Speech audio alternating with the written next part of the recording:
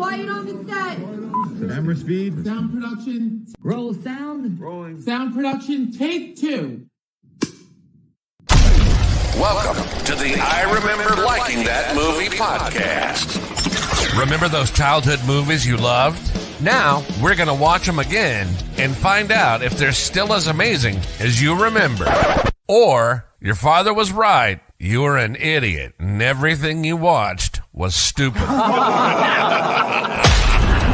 So buckle up, movie aficionados. Over-the-top gore? Check. Over-embellished action? Check. Gratuitous nudity? Double check. Storylines so absurd you could drive a semi-truck through those plot holes. Oh yeah, some of those movies didn't even know what a movie plot was. And that's the way we liked it. Now, here's your hosts, Anna Santos and Jimmy Coates.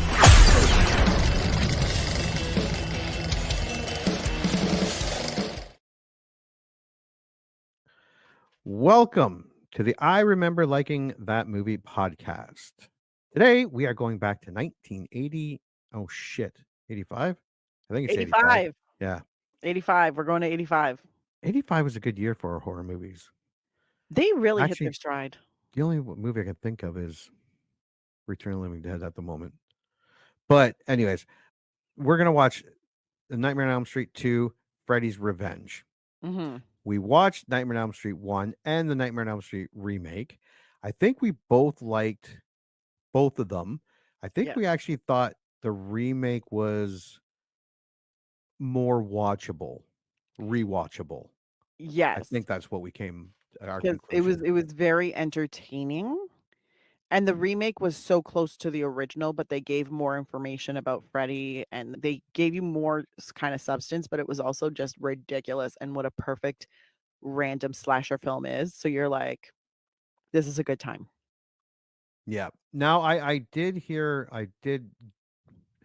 have not seen this movie in a very long time. Same. I think it would have been early 90s would have been the last time I've seen it. I think the last time I saw this was late 90s, early 2000s. And a lot has changed. There is now a huge consensus that there are a lot of gay undertones, which I do not remember at all. Me neither. So I'm very interested. But to see be where this fair, goes. I don't think my gaydar really kicked in No, I wouldn't have noticed that it. early. So I was like, but I mean, now I'm picking up gay themes where nobody else can see them. And I'm like, no, for reals, think about this. And then I explain it to people and they're like, oh my God, you're right. And I'm like, I know.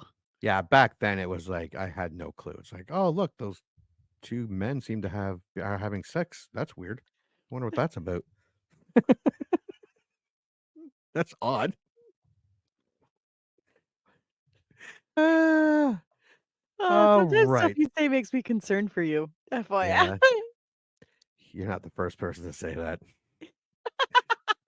Let's take a look at the box. Okay, first, let's get rid of this. What do you remember about Nightmare on Elm Street 2, Freddy's Revenge? So fucking little.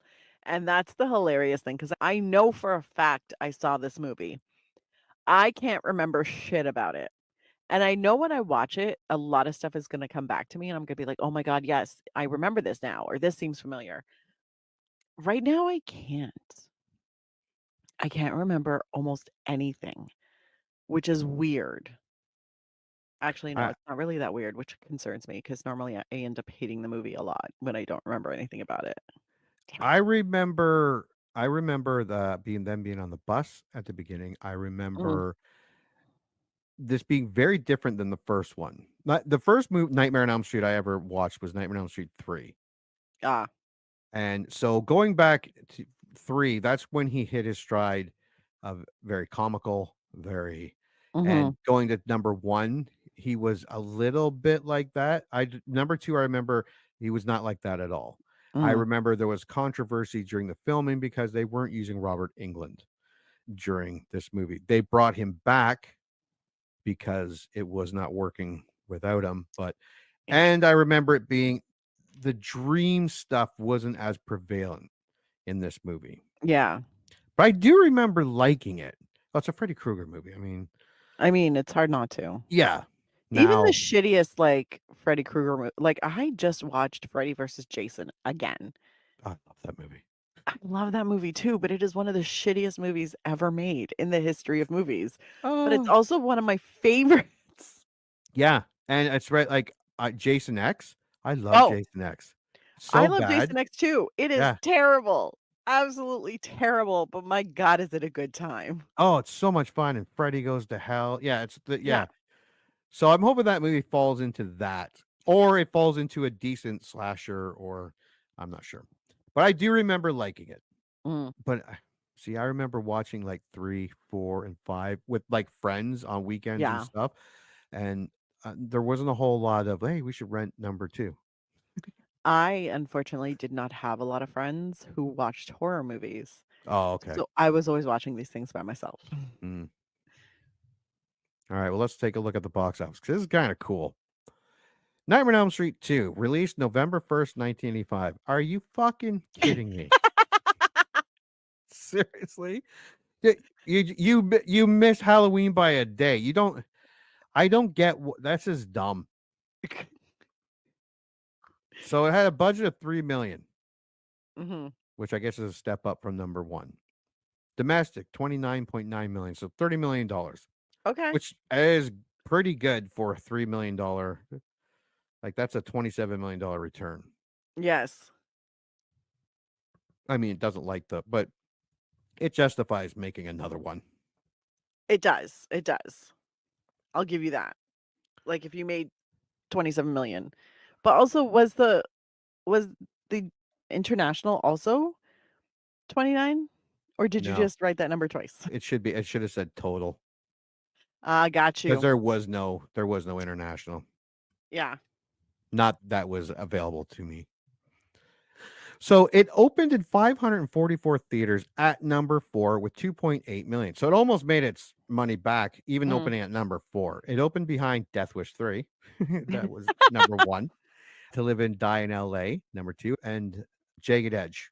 That Mm. was in its 5th week. Yeah, actually, I remember liking all those movies.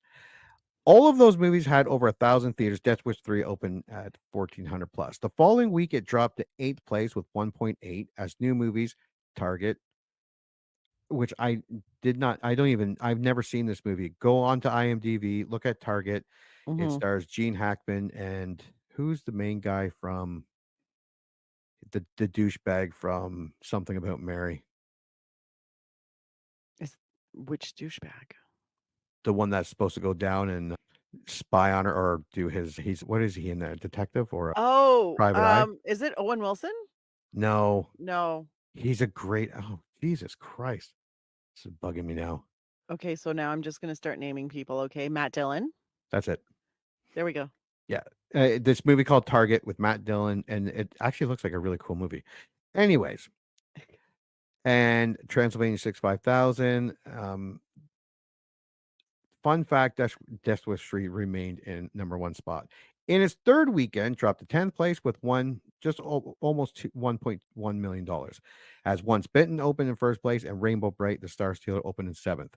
Then something happened as theaters noticed screen averages of Nightmare on Elm Street 2 were almost as high as the top movies without their theater count. Mhm. Then Nightmare on Elm Street 2 disappeared from most theaters for the next 7 weeks to make way for such holiday films as one of our favorites, One Magic Christmas, King Solomon's Mines, Rocky 4, Santa Claus the Movie, Spies Like Us, Young Sherlock Holmes, which I remember loving, loved Jewel of the Nile, loved Clue, Oh god, I love Clue so much. Out of Africa, Enemy Mine, The Color Purple, Brazil, and 101 Dalmatians re-release. It returned to major theaters on the weekend of January 10th in 8th place in 381 theaters, bringing in $2.3 million. So it had a theater average of $6,000, which was higher than every other movie in the top 10, including the number 1 Out of Africa, all except Wow. for The Color Purple. Mm. And so they added more theaters to Freddy 2. The film went up to number 6 with 3.3 million weekend. And then it remained in theaters and had a staying power of 60 weeks, almost 426 days. Wow. So they took it out of theaters to make way. The theater average, I guess they realized the theater average was really good, brought it Yeah. back, and it shot back, and the theater average was just out of this world. Like That's even amazing. today, if you have a movie, your movie's bringing in an average of $6,000 per theater. That's really good. That's amazing. And Yeah. also, November 1st is the Friday of that. So Halloween was on a Thursday in 1985. That would have And so it would have been great if they had released it on the Thursday. yeah. But they had really weird, strict, like it only started happening probably in the last 15 years Yes. that they started releasing earlier in the week or according to holidays. So I think Independence Day was released in a year that like July 4th was like a Wednesday, Right. and they released it for Independence Day. So like there's stuff like that where it only recently started happening. In the 80s, they never would have thought about that. In No. the 80s, they would have been like, "No, your film is on the truck. It'll arrive on this Friday." Yeah. Let's not, release it on October 10th and let all the Halloween people who love horrors watch this movie leading up to Halloween, you morons. You're so angry about it. I love it. I know. It just doesn't, it may use your brain. I know. I know. Let's go to tail of the tape. November 1st, 1985. It is considered a horror. It's rated R Mhm. and comes in at 1 hour and 25 minutes. Good length for a horror movie. Yep. Taglines. The first name in terror returns. The man of your dreams is back. That's a good one. That is a good one. You are all my children now. No. Someone is coming back to Elm Street. That's stupid. I think that is it. Oh, no, there is one more. Freddy is here. He is queer. Get used to it. That's not one. That's made not that one of one the up. official ones. I made that one up. That would be awesome. Then he had a pink shirt with stripes. Yes. If he had a pride flag on it, that would be amazing. Synopsis. Jesse Walsh, Mark Patton, moves with his family into the home of the lone survivor from a series of attacks by dream-stalking monster Freddy Krueger, Robert Englund. There, Jesse is bedeviled by nightmares and inexplicably violent impulses. It turns out Freddy needs a host body to carry out his gruesome vendetta against the youth of Springwood, Ohio. While Freddy gains influence, Jesse and his girlfriend Lisa, Kim Myers, I had a crush on her, race against the clock trying to figure out what's going on. This is a nonsensical plot. Yeah. Yeah, because see what I mean? Freddy doesn't need to possess anybody. He needs you to fall asleep. Yeah, he does not need a host body. Also, why does he have a gruesome vendetta against just the general kids? Yeah. Like the lone survivor from the last time has obviously moved away. Yeah. So why is he killing all the other kids? See, stuff like that. For them to call it a gruesome vendetta, Yeah. I'm like, well, what does he have against the new kids? Yeah, it just makes him sound like a dick. Yeah. And here is the original poster. It's weird. That VHS copy that we were looking at before, that's what I remember. This I don't remember. I didn't go to the theater and watch Nightmare on Elm Street 2. This is so fucking weird. Yeah, so it's basically the man of your dreams is back. It's the main character holding his girlfriend, and then he's looking in the mirror where he has a skull face and he has like the razor fingers, and then there's a crow and there's lightning. I don't get that part. Is that supposed to be like the nightmare scape? In which case, why is there a crow? Yeah. What? And it's Nightmare on Elm Street 2, Freddy's Revenge. Not the greatest poster. No. No. All right. Well, let's go to Rotten Tomatoes. 30 critics give this movie 43%, while 250,000 plus audience gives this movie 33%. Jesus. So the critics weren't very happy with it, and the audience thought it sucked. So, critic consensus: an intriguing subtext of repressed sexuality gives Freddy's Revenge some texture, but the nightmare loses its edge in a sequel that lacks convincing performances, or memorable scares? Good to know. All right. Well, let's start with the fresh, and you may go. The ridiculousness of the dialogue and Patton's shrieking performance make this a perverse camp classic. Cody Derrick's Them. The queer subtext is arguably the most interesting part of the film, but it's undone by heteronormative Yep. and anticlimactic finale. Trace Thurman, Horror Queers Podcast, 3 out of 5. Freddy is a threat to Jesse's burgeoning queerness. He is a manifestation of Jesse's own internalized homophobia.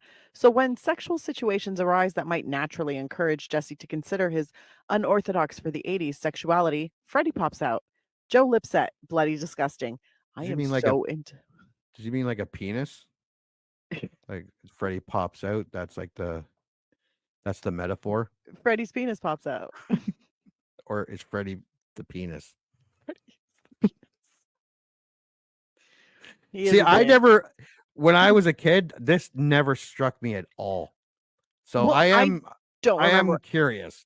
I don't remember any queer undertones. No. So I'm super curious to like watch it and see if that's what I pick up from it. An allegory about the dangers of being forced to repress your sexuality, and also a fun slice of Freddy's Nightmare World. C.H. Newell, Father, Son, Holy Gore, 4 out of 5.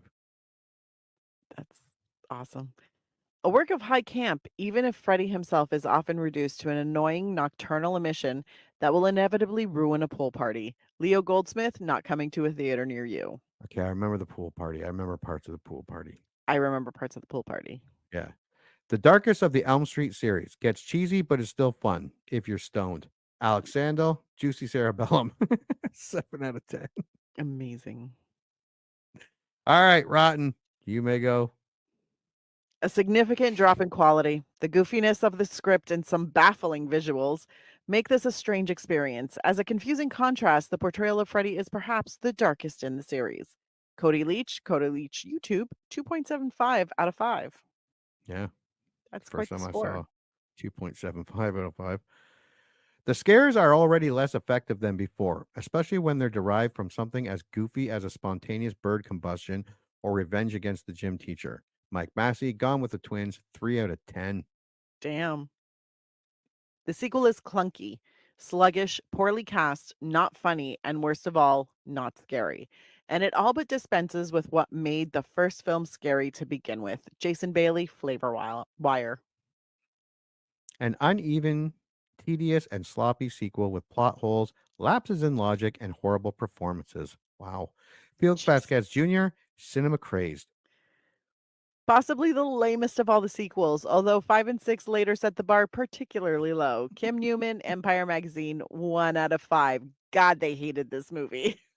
I remember liking 5. That's Dream Child, and you get to see Freddy's child, the little creepy kid. I And don't number think I've seen 6, 5. Freddy's Dead.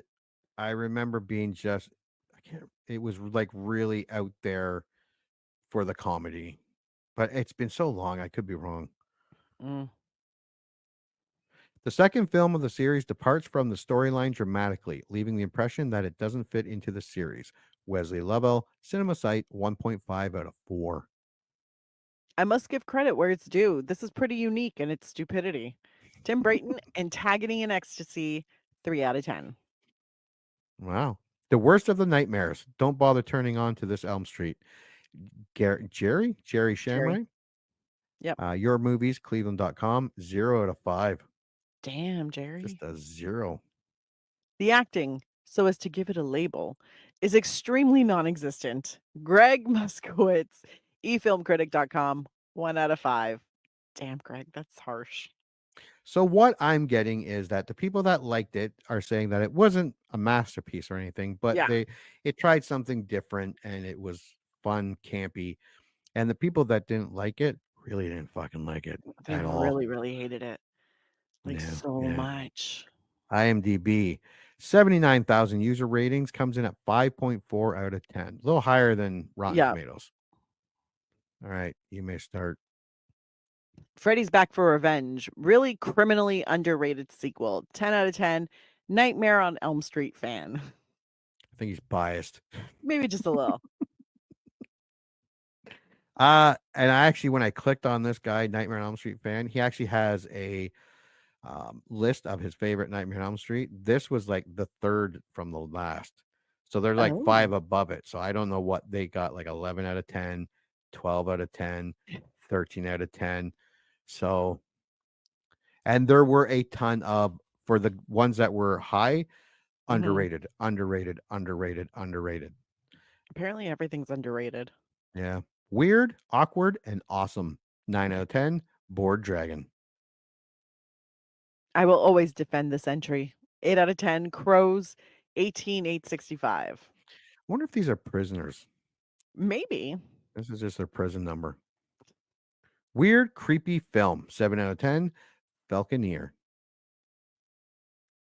Nightmare on Elm Street 2. Not that there's anything wrong with that. 6 out of 10, Edward the Black Prince. And if you ever watched Seinfeld, that episode where the journalist thinks that they're gay, and they say we're not gay, and then the whole thing is like they're always saying that we're not gay. Not that there's anything wrong with that. But that's the default. Like, it's hilarious because people are like, I'm not gay. Not that there's anything wrong with that. And I'm like, I never had the thought that there was anything wrong with that, or that you thought there was anything wrong with that. So why are you saying that? Because I think there's something wrong with it. I mean, wink, wink, nudge, nudge. It's like those people who say, I'm not racist, but. Yeah. Yeah. And then you wait for them to say something really racist. Yeah. And then you're like, you sure you're not racist? Are you sure? At least it had the guts to be different. 5 out of 10, Mental Critic. Runner up, snubbed at the Oscars, Rocky the Bear. Oh, Rocky. Yeah, that was kind of gay. 4 out of 10, Dominic 25. Yeah. Amazing. The redheaded stepchild of your dreams. 3 out of 10. D. Carter 19918. How do you feel about that? Yeah. I did have a stepdad, so I was a redhead stepchild. So I take it this person does not like this movie. Yeah. No, and no. 2 out of 10, Mythsick. And the number 1 out of 10, I Want Revenge on This Movie. 1 out of 10, Coconut Kung Fu 30704. What a great God, name. amazing. Coconut Kung Fu? Yeah. I love that I want revenge on this movie. Yeah. Just when you think you're funny, go read some stuff on the internet. Yeah, you'll realize just how not funny you are. Yeah. All right. Oh crap, I didn't get it ready. Give me 1 second. Hey, you're fired. Do. Nightmare on Elm 2 trailer. All right. Oh, I don't want to buy it.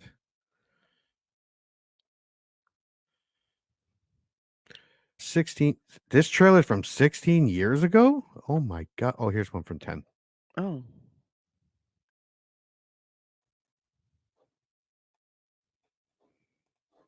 I'm gonna say, how's that look 16 years ago? My god.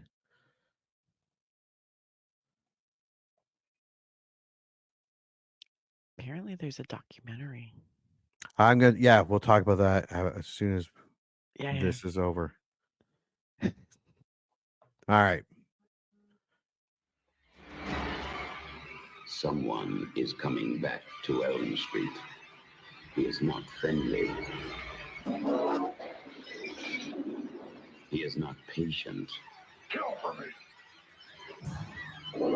And he is not a welcome visitor. No! But he has something terribly special for the new kid on the block. It started to happen again. Dad! I'm in trouble. You've had some scary dreams, okay? Help! Daddy can't help you now. There's something inside him. Fight him! You're not afraid of him. He doesn't even exist. Freddy Krueger is back on Elm Street. Get out of here, Lisa! Jesse, fight him! Watch out for him. We'll be in your neighborhood soon. A Nightmare on Elm Street, Part 2. You are all my children now. Freddy's Revenge.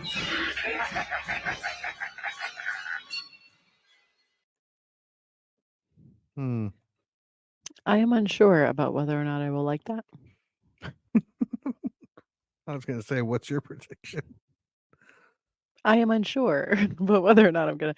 No, I think because when I was watching that trailer, I was like, "Oh, that looks super familiar. Oh, I remember that." So I was like, "Okay, I can confirm that I have seen this movie before." But yeah, it's just I like some of it. I was like, "Okay, this is totally workable," and then some of it, I was like, "That seems a little far fetched." But I mean, we'll see.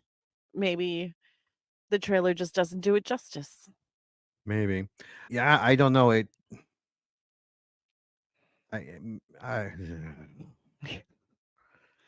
We'll find out. Yeah, we'll find out. I'm not sure if I'm going to like it. I'm hoping I'm going to like it. I'm not Same. sure. It looks like it could be okay. Yeah, it looks like it can go either way. I'm really curious to see the gay stuff. Yeah. To see what I missed. Me So, too. Because I did not walk around thinking that was a super gay movie. Yeah. Freddy's gay. I Now mean, the documentary yes. is called Scream Queen: My Nightmare on Elm Street, Mhm. and I'm gonna watch that. I'm gonna watch this, and it is on AMC. Yep. Or it's on AMC Plus, Shudder, and yeah, I'm gonna watch that. If you want to watch it, we can talk about it after. We'll do it at like after trivia or before trivia or something like that. Yeah. Because I'm No. really curious to see it as well. I don't know if I'm gonna watch the documentary first and then watch the movie, or watch the movie and then I think we're gonna watch the movie first and then the documentary because I Yeah. feel like the documentary might Could ruin influence it. how I watch the Yeah. movie. Yeah. I think it'll be super interesting because I've seen it on because I have AMC Plus through Prime and I've seen Scream Queen up there many times. Yep. And I just never clicked on it. All right, we are gonna go watch Nightmare on Elm Street 2, Freddy's Revenge. We're also gonna watch Scream Queen: My Nightmare Mhm. on Elm Street. And yeah, when we get back, we are gonna review it and then talk about the documentary. Let's all go to the lobby. Let's all go to the lobby. Let's all go to the lobby to get ourselves a treat. Delicious things to eat. The popcorn can't be beat. The sparkling drinks are just dandy. The chocolate bars and the candy. So let's all go to the lobby to get ourselves a treat. Let's all go to the lobby to get ourselves a treat. And now, on with the show.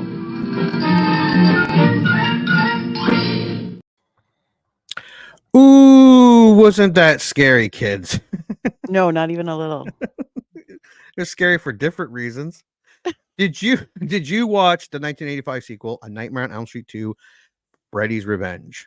I did. And what's your initial thoughts? In general, it's not the greatest horror movie. It was kind of clunky and unfocused. And I realize now why I didn't get any of the homoerotic stuff when I was younger because I didn't know about any of it because I was like I knew the mechanics of sex, but obviously I wasn't having any like when I was like 11 or 12 when I probably first saw this movie. But now I get it. I get it. And I'm like, yeah, dude. So much homoerotic stuff. Yep. Yeah. What are your thoughts? My thoughts? Gay!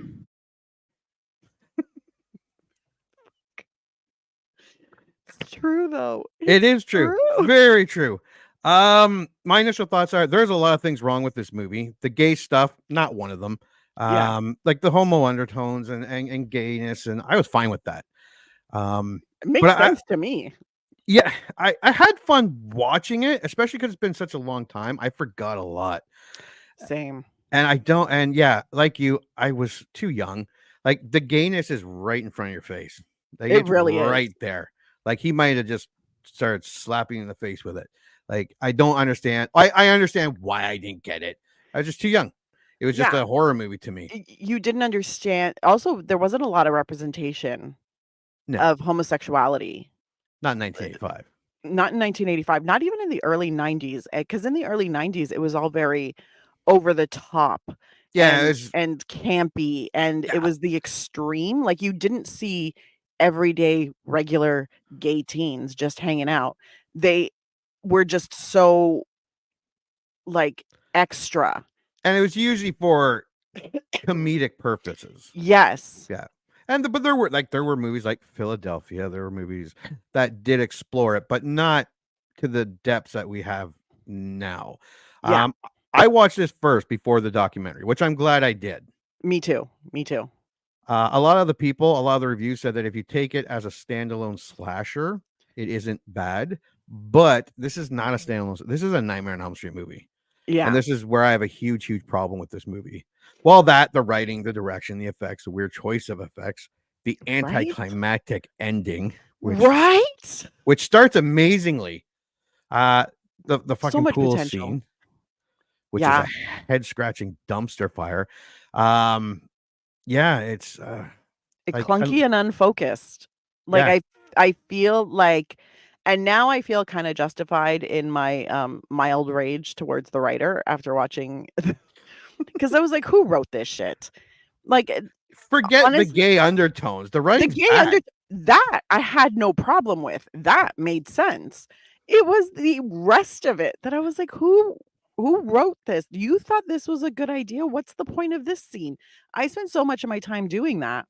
And I'm like, if it was a standalone, like just a random killer, not Freddy like killer, a spiritual ghost, killer trying to become a physical body, sure. It would have been not great, but not terrible. No. It would have been kind of mid, lower mid, like whatever. Still unfocused and clunky, but fine. And then the writer he was an extra asshole after I watched the documentary. So I was like, you know what? Fuck you, sir. But they chose to make it a Freddy movie. Yeah. And it wasn't Freddy. No, it was a weird Freddy choice. was such an established killer with a very clear pattern and a very clear method in the first movie. And then for the second movie, it's like they're just like, no, we're going to fuck it all and just recreate it so that we can, because honestly, it kind of feels mildly like an attack on homosexuality. So I was like, I have an argument, which I'll come to the end. This movie could also be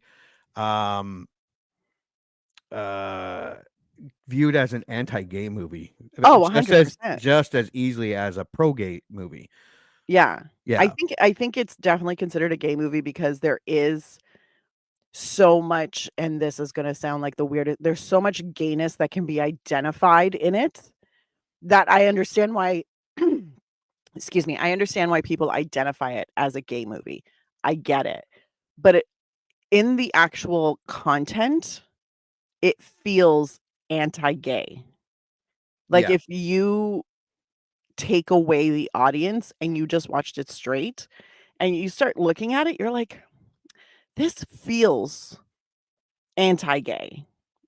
And then when you watch the documentary, you're like, I get it now. Yeah. And I want to find that writer. I want to find him and I want to beat the crap out of him. I'm not going to do that though, because Anna's too cute for prison. We're not doing that. But honestly, I mean, I was like, you didn't. What's that one with Harlan Williams? That's he made one with Dave Chappelle where he goes to jail. And Cheech and Chong helped him out in prison because he was going to get molested all the time in prison. He's like, yeah, now I'm someone's bitch now. He's all happy. This was weird. Don't get me wrong, I did have fun. I enjoyed laughing at it, rolling my eyes. scoff with my fanboy smugness. But there were a couple things I did like. But if they would have just been open and willing and take a chance, and just didn't throw Freddy World rules out the window like they did, and just went full into the homosexual wins, they could have had a really cool movie here. Honestly, yeah. Yeah. It could have been so fucking cool. Yeah, but I think that it's 1985. it having what? Not in 1985. I mean, yeah, true. Yeah. It's still it would not have happened if they were like, we're a gay movie. Everybody would be like, you're not playing in our theaters. What? Yeah. Gay. Yeah. But I think the main obstacle of this movie is that it is a Nightmare on Elm Street movie. Yeah. That's the problem. If it wasn't, I think it would have worked a lot better. Because it was they took a slasher movie that they had written and just decided we're going to make this one a Freddy movie and change what we have to kind of make it fit. But it doesn't really fit. Like, it just feels very disconjointed. Is that even a word? Disjointed, discombobulated. Those are the two words I was looking for. There we go. Oh, Cheese Toast just said that Top Gun's kind of a gay movie. I'd like to go back and watch that now. And the Babadook is gay. I haven't seen the Babadook, so neither have I. That's a nightmare coming out from under my bed. Honestly, though, I've been wanting to see it for years, and I'm gonna try watching. I have a list for this Halloween time period. It's so big though. I'm not gonna be able to watch like 30 movies, but I'm gonna watch like 3 or 4 of them, like Barbarian. Yeah. I heard about that. Hereditary. That one where they go to Sweden and take some magic mushrooms and Midsummer. Yeah, I haven't seen that. I haven't seen that yet either. Then there's one out now called Oddity.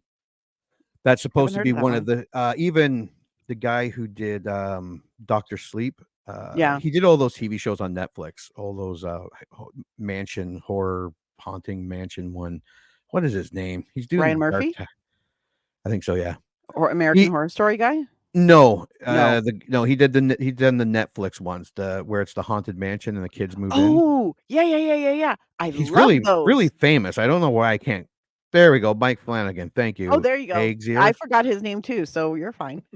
Mike Flanagan. He said the Oddity is ridiculously good, like terrifying. So there's some movies I really want to watch, but we watched this movie, so let's go over this movie. All right, here we go. 5 years after Freddy Krueger's apparent defeat, the Walsh family has moved into Nancy Thompson's former home. So this is my first gripe, one of many. 5 years later, I get it. You want the events of Nancy become a fading memory where everyone seems to have forgotten altogether. But the first movie came out a year ago. This just felt weird. Honestly, it probably would have played better. Like, I understand what they thought they were doing, but it would have played better if it was literally a year later or 2 years later, where people are giving the people who live in that house side eye and being like, oh, you're living in that house? Yeah. Really? Yeah. Like, more of that, because then it adds to the creep factor. Now it's just a bunch of people who don't remember anything except for Ron, the one bully. Well, that's my note, is like, even 5 years, 10 years later, the neighbors would not have forgotten already. Oh, fuck no. It's like all of a sudden they're at the breakfast table, like, oh, George. It's always a George. Some new people moved into Thompson's house. What happened? What happened to them? Why'd they move? You remember the boy across the street was horribly butchered. The girl's boyfriend, Nancy's mother, killed herself suspiciously with a bunch of claw marks all over her. Nancy kept saying it was Freddy Krueger. Fred Krueger? Yeah, the child killer. We all got together and murdered and burned him alive. No, like, not ringing any bells. The Freddy lore is so entrenched in this town. Yeah. And it's ignored in this movie. Ignored. Absolutely ignored. Like, there's not even like that one janitor who's like, wait, what? Yeah. I see what's happening here. Like, nothing. Or so that crazy guy from Friday the 13th, that weirdo on the side of the street. Don't go into the woods. He'll get you. Yes. Fuck you, old man. Yeah, it was horrific, and it was very memorable. Like, my neighbors still remember all the stupid things I do, and I haven't even murdered anyone. We still talk about neighbors that we had like 20 years ago, and they didn't murder anyone either. Yeah. But we still talk about their business. Yeah. Yeah, most of mine are my 5 or 6 screaming kids like lunatics every day. That just means they're happy children. Yeah, That's it's an all that ongoing means. problem. Like it's bad. Yeah, I even signed the petition. Their teenage son Jesse has a nightmare about Freddy Krueger. Okay, they jump straight ahead to finding the diary. If you want my $2 every 6 months, Wikipedia, I expect better. But I love the opening scene. The whole bus dropping Yeah. the kids off, going faster and faster until driving across the desert, and they end up on that cliff. What are they called? Like the rock pillars, Yeah. complete with blue lightning, animated. Yes, animated. Yeah, of course. Love it. The Right. one issue I had with the scene, I was like, because the main character is sitting there, super nerdy. Like his hair appears wet. He's got a pocket protector. And I was like, I don't remember him looking like this throughout the movie. Yeah, he doesn't. I guess in the That's dream the he does. only real issue that I had. Because if you're trying to convince me this is real, I'm sitting there going, this is odd. Mhm. So I'm like, okay, this must be a dream sequence. It must be something. Because you also see Robert Englund driving the bus. So you're like, okay, this is going to get weird. And it got weird. Yeah. It was a good like opening scene. It's, you know.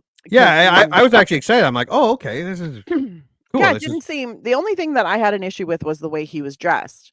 yeah. But that's just because it was incongruent with what I remembered from the movie. So I was like, he was supposed to be a lot cooler. Like, why does he have a pocket protector? Also, did nerds Nerd. actually use pocket protectors in the 80s? Did I like, but they always have it on TV and in movies, but I'm like, in real life, I don't think who so. really wore pocket Wait, protectors? I got a clip for nerds. Go outside, nerd.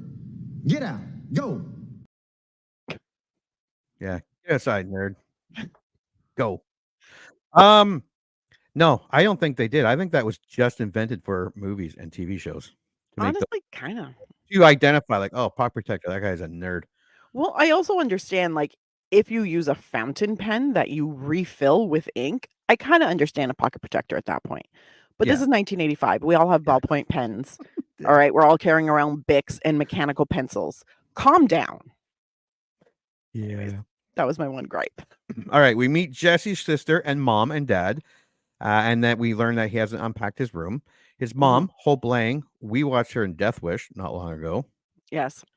and I'm gonna pronounce this right, Clue Gallagher. Sure. Good old Clue. I must say, honestly, not my favorite Clue movie. He was awesome in Return of the Dead. He was Bert, the owner of the shop. Yeah. And there were times I was like, God, I wish I was watching that movie. Well, Also, they they were also both cliched the dad. They cliched the mom. oh Like hard cliche. yeah, like very stereotypical. Yeah, it was pretty. Like beyond, it almost became caricaturesque. And I was like, okay, I get it. These are throwaway characters, but you're making it known that they're throwaway characters. Yeah. Both movies were released in 1985. This movie made more money, Yeah. unbelievably wacky 80s. And I looked it up. Clue, Gallagher did 5 movies. He did 5 movies, a mini series, and 3 television episodes for Street Hawk, awesome TV show, although probably not as good as I remember. Riptide, loved it, and A Knight Rider, which I would put money on being even better than I remember. So that was all he did, all that in 1985. So Gen Zers, just so you know, that's called work ethic. Clue Gallagher didn't whine about working 8 hours a day. He was working 12, 16 hours a day. Clue Gallagher didn't have time blindness or bop or camp or I went down a rabbit hole of Gen Zer slang. You need to stop. Yeah, I know, because I Your was getting age is mad. showing. Okay, Yeah, I calm know. down. Calm down. But here's my not even a claim to fame, but Angela, the younger sister, the little baby sister, she's played by Christy Clark, who went on to have a very long and illustrious career on Days of Our Lives. And you just ruined trivia night. Oh, did I? I'm sorry. Yeah, no, that's it. I was wondering if Is you it in there? I did. Yeah, it's in there. I didn't know who she was. I was Well, no, doing I saw her trivia. face and I was I'm like, like, oh, "Oh, I wonder if okay." Anna realized. I was addicted to, especially in the 90s, Days of Our Lives, they had the young people. So, like, it was Sammy and her sister, whose name I can't remember, that Christy Clark played, and they were, like, and then there was Lucas, and then, oh god, was it Sammy's twin brother? Was played by Jensen Ackles. Oh, he was a hottie. Even back then, hottie. Anyways, that's not the point. The point of this is not Days of Our Lives. Let's go back to Freddy. No, we're talking about Clue fucking Gallagher, and he was a man's man. No, let's go back to Freddy. Where are we here? So we meet the family. Jesse waking up screaming from a dream. Mhm.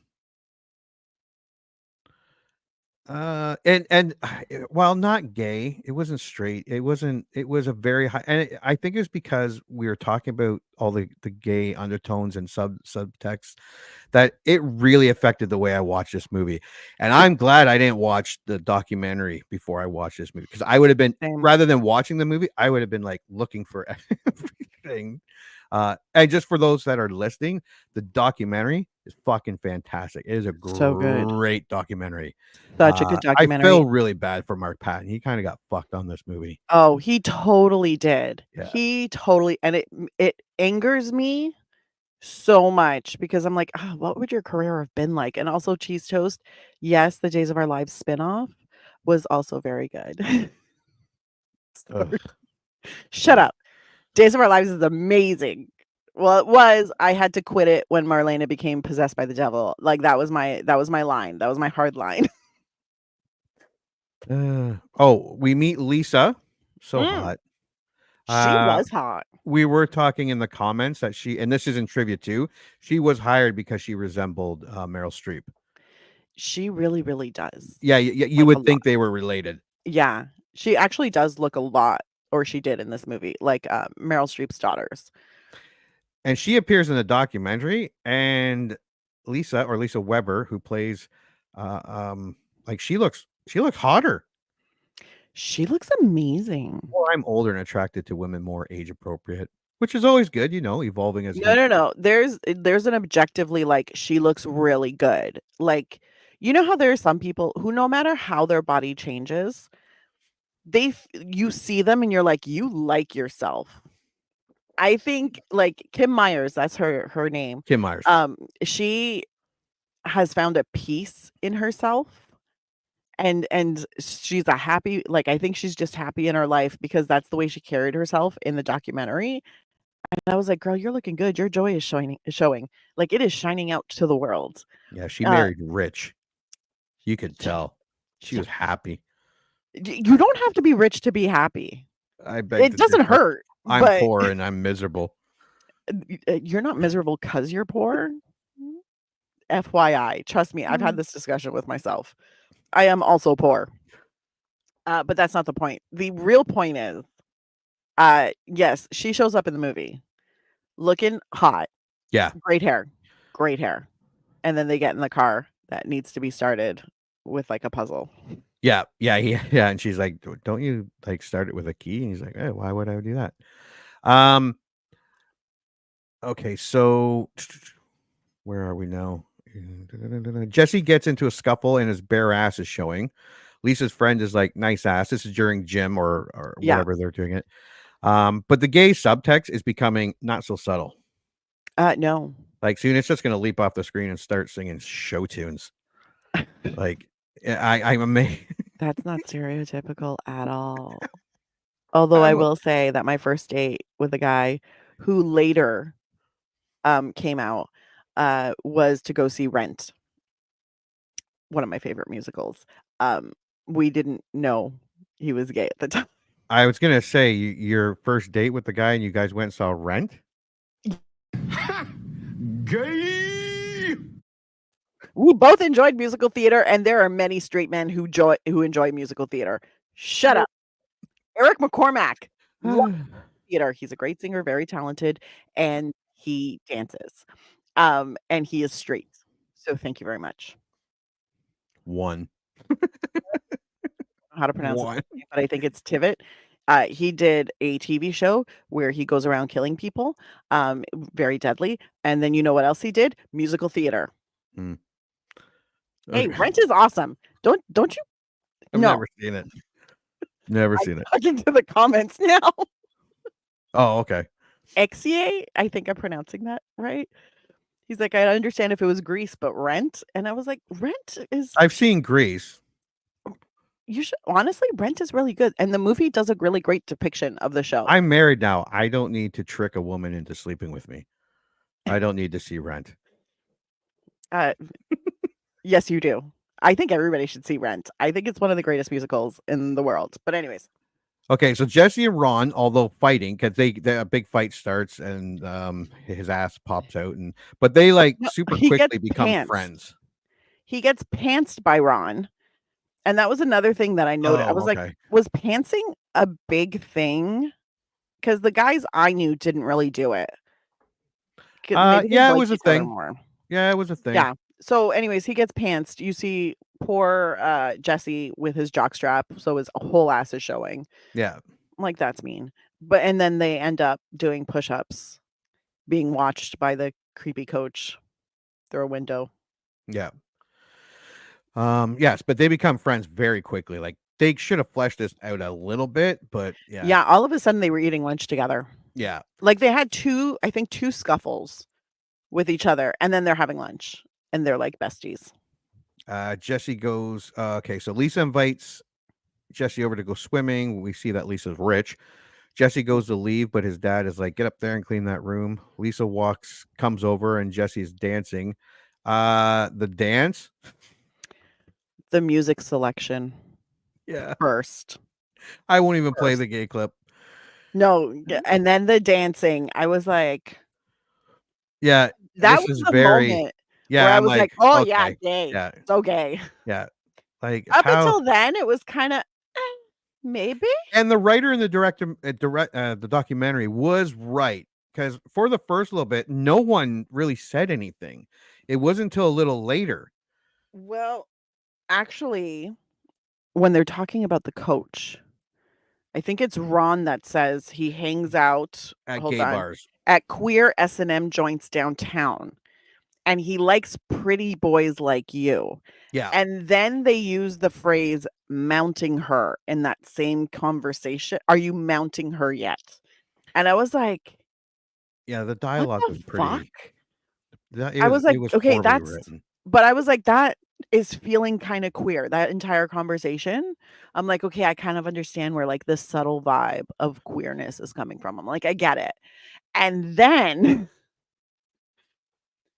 at that point, the song and the dance happens, and I'm like, oh yeah, this is super gay. Yeah. Super gay. Super gay at that point. Yeah. And not that there's anything wrong with that. No, of course not. Not that there's anything wrong with that. There is not anything wrong with that. Although that dance sequence kind of reminds me of, I believe it's Magic Mike XXL when they stop at the gas station. Haven't seen and it. the things that, oh my God. Don't want to see it. Joe Manganiello does a dance that involves a water bottle. It's not sexy at all. It's kind of funny, actually. I actually really like the second movie more than the first. If you play the first with mute. Didn't they make a third one? They did, which was very entertaining. And then I think there might have been a fourth. There's a fourth where they go to like London. No, wait. The second one, they're going to the stripper convention. The third one, I think it's just Mike that goes to London for the show. I think they might be making a fourth. I don't know. Anyways, there are at least 3. Yeah, and if you watch the documentary, you do find out Mark, who plays Jesse, was very shy about doing this scene, and that he choreographed this himself. And he said he was trying to do a risky business homage. I can see that. I can see a touch of risky in there. But yeah, it took a turn. It took a turn. It took a turn. But yeah, and I was 10 when I first saw this movie. 13 or 14 the last time I saw it, and I'm not bright to begin with. But it would feel like if you weren't like in your solidly in your teenage years or later, it would feel like a silly dance. Yeah. Yeah. You wouldn't connect. But like No, not once you back get a then. little older and you're kind of more inundated with, sexuality, I guess. Like it's coming at you more and it's more prevalent, then at that point you can connect the dots. But before that, you wouldn't think, yes, No. it's a dance. And again, in the documentary, Robert Englund said he saw it. He saw it when he read it. And Robert Rosler, or the guy who plays Ron, said he saw it too. The director said he didn't, but come on. The director saw You're a liar. I'm like, you're a liar, dude. Thank you, Cheese Toast. Jesse and his friend Lisa discover Nancy Thompson's diary in his room, detailing her nightmares, which are strikingly similar to his. Small fires occur around the house, culminating in the spontaneous combustions of their pet birds. I'm not gonna play that clip again. But this was stupid. Can I tell you? I got so mad at that. These scene. killer birds? The killer parakeets. Yeah, parakeets. Killer parakeets. One is dead, and then the killer parakeet is apparently still alive. Yeah, flies terrorizing around, the house. terrorizing these people, and then implodes. Yeah, just grab the fucking bird and squeeze. The head will just pop right off. That's it. It's this big. One, why do you know that? Two, ew, no. The whole point is you're not supposed to kill the bird. The bird is supposed to stay alive and not be evil and try to kill people. Yeah, That's well, once it the starts point. being evil, you got to grab it and squeeze it, and the head will pop right off. Jesse has another nightmare where Freddy tells him to kill for him. The dreams grow more intense, and he unsuccessfully attempts different measures to keep himself awake. He eventually begins wandering the street at night, and one night he is caught by his gym teacher, Coach Schneider, in a gay bar and is made to run laps at school as punishment. Yeah. This is where the director was like, I didn't know it was gay undertones, and the gay bar was pretty gay. Well, it was super gay. lesbian, gay, drag. It had everything in there. If they were like, if there's something that was gay, they jammed it in this bar. It was a queer convention. Yeah. Like that bar. But also, so this kid is walking around with his shirt unbuttoned down to his belly button, barefoot. We learned that afterwards. Walking through the streets randomly, happens to end up at Don's Place, the gayest of all gay bars, which also is a super kink bar. I don't know. It was a very weird, like there was a lot of leather, there's a lot of men, and then he just walks up to the bartender, wet because it's raining too, barefoot, shirt wide open, says, "Give me a beer." The kid looks 14. Bartender's like, "Okay." Yeah. And then all of a sudden, creepy coach is right there. Yeah. And creepy coach takes him to the school to run laps as opposed to just, "I'm gonna take you home." Okay. I'm more concerned about the weird creepy coach in this whole thing, because then he's running laps and then the shower scene. Just answering a thing about the crop tops. Johnny Depp was wearing a crop top in Nightmare on Elm Street. Yes, he was. Crop tops were huge in the 80s. Oh my God, so much. I was not old enough to hit that crop top. Well, it was funny or because it was with the short shorts. crop tops for men. Yeah, and the shorts. I'm not talking about women. I'm talking about it was huge for men. I actually have a picture of a bunch of my cousins and my sister. So it's like 4 male cousins and then my sister and my female cousin. And no joke, they're on a ferry somewhere and they're wearing like all the men are wearing short shorts and kind of shorter t-shirts. And all the girls are wearing shorts like mid-thigh or longer and shirts tucked in. Yeah. They were not wearing crop top. I was like, look at all y'all showing off your legs. So sexy. Yeah. I should rock a crop top. Could you please? When we do like what was that movie? Sleepaway Camp. A lot of crop tops in that movie too. So many crop tops and short shorts. Yeah. I also applaud the Coach Schneider for punishing the student and not taking advantage of him. Well done, sir. I don't think we made it to the taking advantage of him. Yeah. Oh, you think that was coming? I thought that was coming because that was my thought. I'm like, so you take him, you make him super tired, then you tell him to take a shower. Yeah, no, you're gonna do something dirty, but then something dirty was Shame done on to you, him. Coach Schneider. I changed my mind. Shame. Because what he should have done is been like, "Hey, kid, you're We're not taking supposed you to be home. here. Yeah, let's We're go. taking you home. Why are you barefoot?" That's what a responsible adult would have done. Yeah. In the gym showers, Freddy emerges and kills Schneider. Afterward, okay. Not before getting attacked by like the gym equipment and then tied up by skipping rope and Well, the towel snapping. Woo. Coach Ouch. takes the skipping rope out of the cabinet, puts it on the table all nice and wrapped up. So you're like, where the fuck were you going with that? Then that skipping rope travels by itself, at least according to our eyes, and ties him up. Then he gets stripped. So he's buck naked. Then a towel floats through the air and like whips at his ass, leaving marks.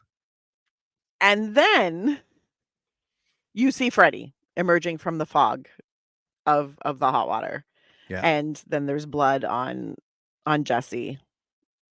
And I'm like, that's a lot.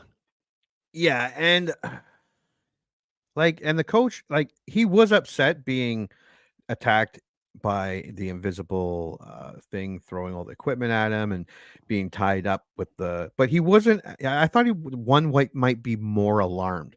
Like, if it was me, I too would be screaming like a girl. They would have included me in the documentary and called it Scream Queens. Well, that's the thing. I was like, you're not. It was a very short scene. Yeah. Probably for the better. Yeah.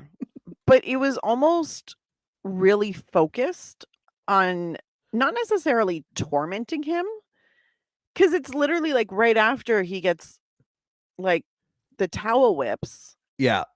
Then all of a sudden it's scratches down his back. He's dead. And I was like, that's usually not Freddy's style. Like, Freddy likes to play with his food.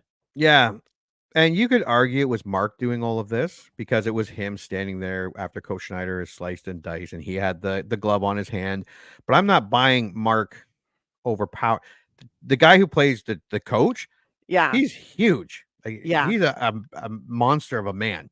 And Mark, no, not trying to be mean, would not be able to do any of that to him. There's a lot, but it's funny because it left it very ambiguous. Like, it's not like you almost see Mark across the room and then all of a sudden he's standing next to him wearing the glove. And you're like, oh, fuck, it was him. He's still across the room, but wearing the glove. And you're like, so did he do it or not? I know. It was pretty sloppy. Yeah. So Mark is escorted home by the police after being found wandering the streets naked. Lisa takes Jesse to the abandoned factory where Freddy Krueger worked, but they find nothing there.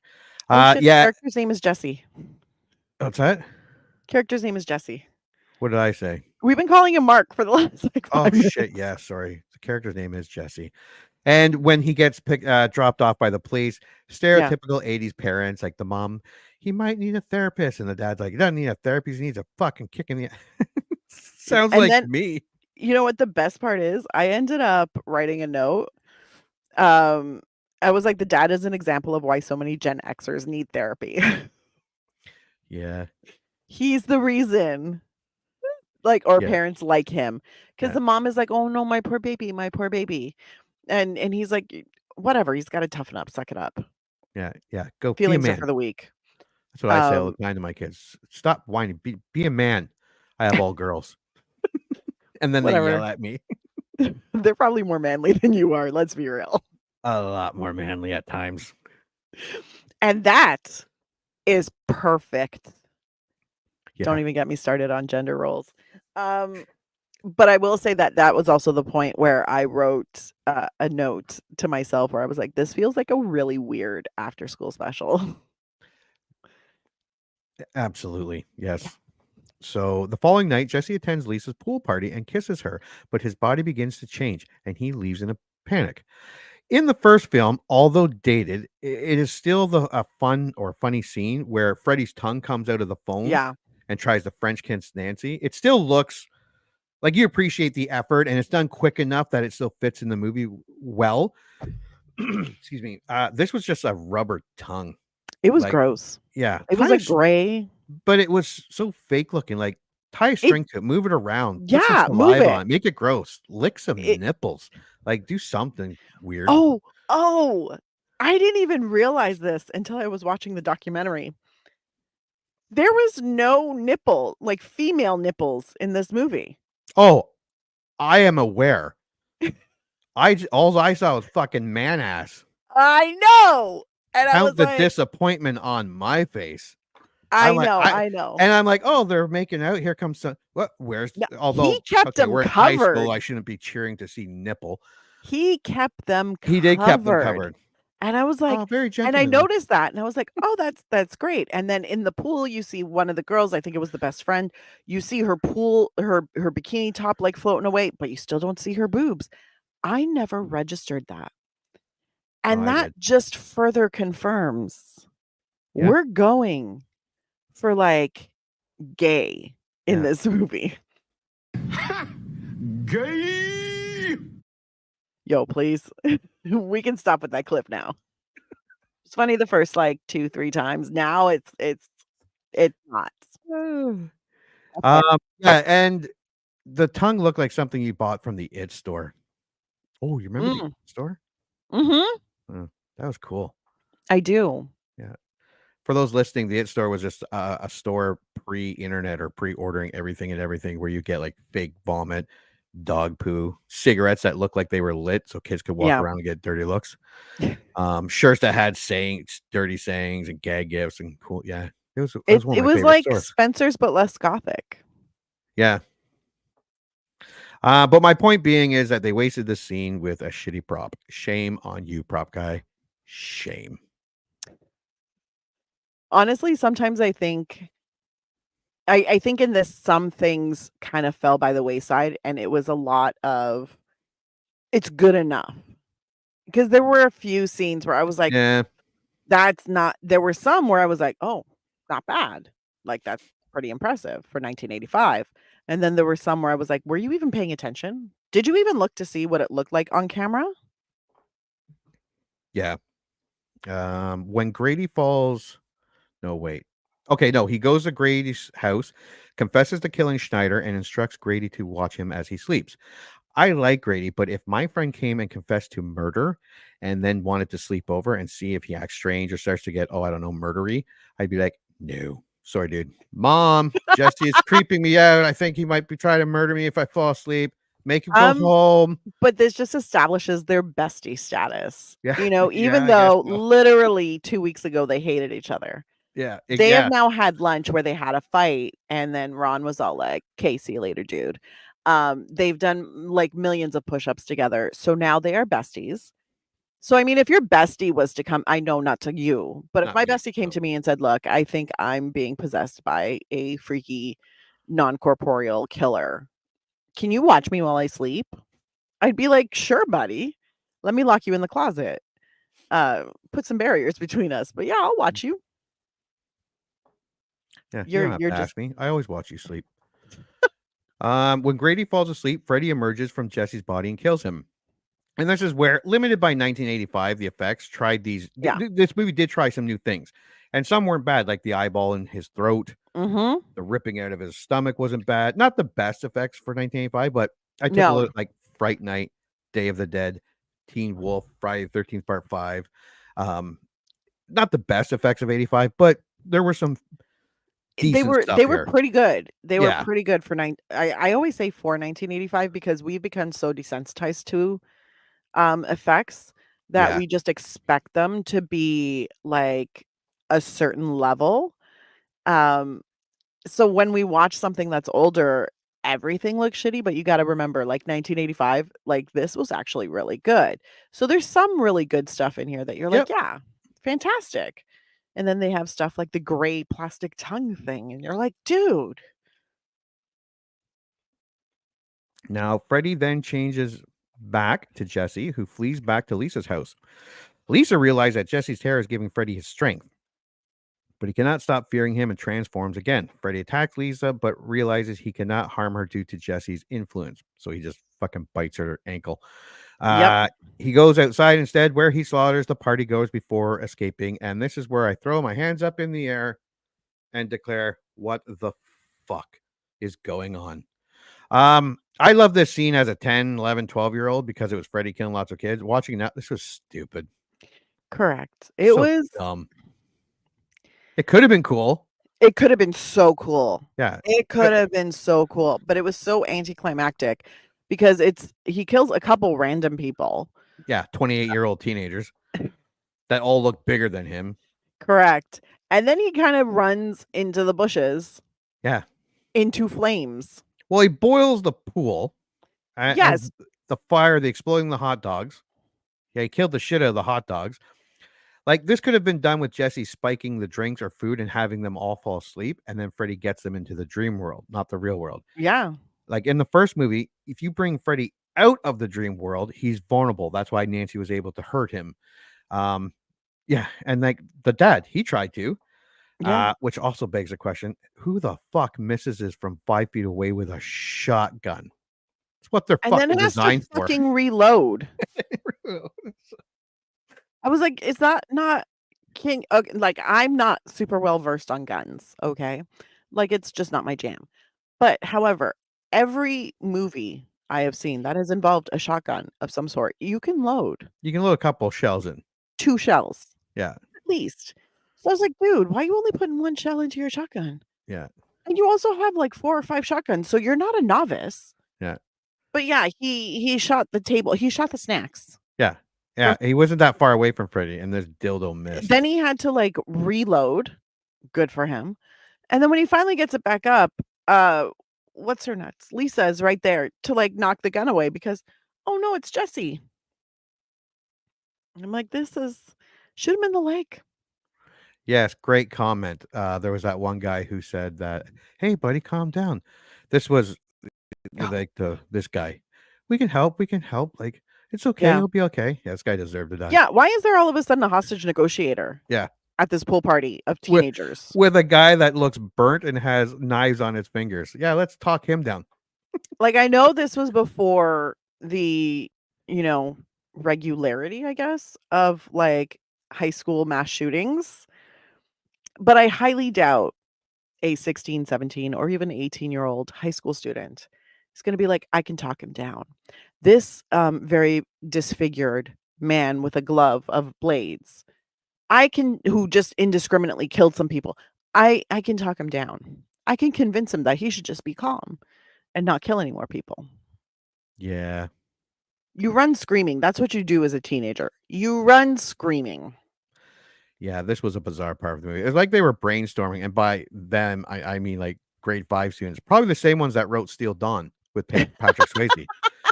And they were like, and then hot dogs will explode, and the pool will boil. Freddy pops out, just starts killing. The pool will boil, but the people in it will not boil with it. No, they won't boil or get marked. But when they just run away and one kid raises his hands, how's about the gate is electrocuted? And then they're like, yeah. This was dumb. And that was also animated. Fantastic. Oh yeah. Not so blue he lightning. Puts his hand, not yellow blue. Electric It was yeah.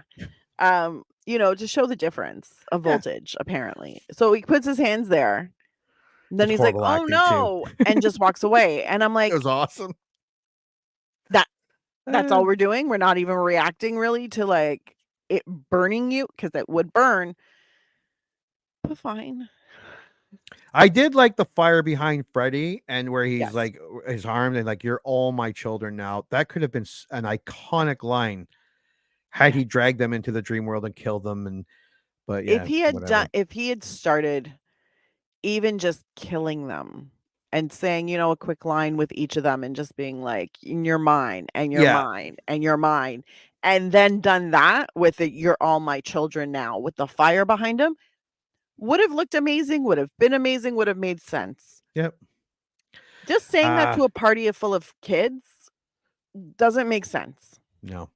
She pleads with Jesse to fight Freddy, confesses her love for him, and kisses Freddy. Only a broad. If roles were reversed, no dude would kiss Freddy in hopes that maybe she would be free. He'd be like, I think we should see other people. I like you as a friend. I'm gay. After this, Jesse begins to fight back. Freddy combusts and turns to ash, from which Jesse emerges. What was with the obsession with the fire and the heat? I don't get this. I have a theory. Like, I know Freddy is supposed to be burned and disfigured, but they really use the fire a lot, especially with like initiated by Freddy, which I thought was odd. Yeah, because he shouldn't like fire. Because he shouldn't like fire, and he doesn't really use fire in the first movie. I don't think he uses fire a lot in the other movies either. Yeah, like it's not an integral part of like his profile. So I was like, that's weird. But how many times have you heard someone say, "Oh, is he gay?" and someone says, "Oh yeah, flaming." Oh, I never thought of that. Yeah. I was like, they really use like entry and exit of Freddy with flames a lot. It's weird. Actually, I think Homer Simpson says that when he's like, I like something about he likes something and he likes his gays flaming. I've never heard that. Oh no? Oh, No. I'm not also episode.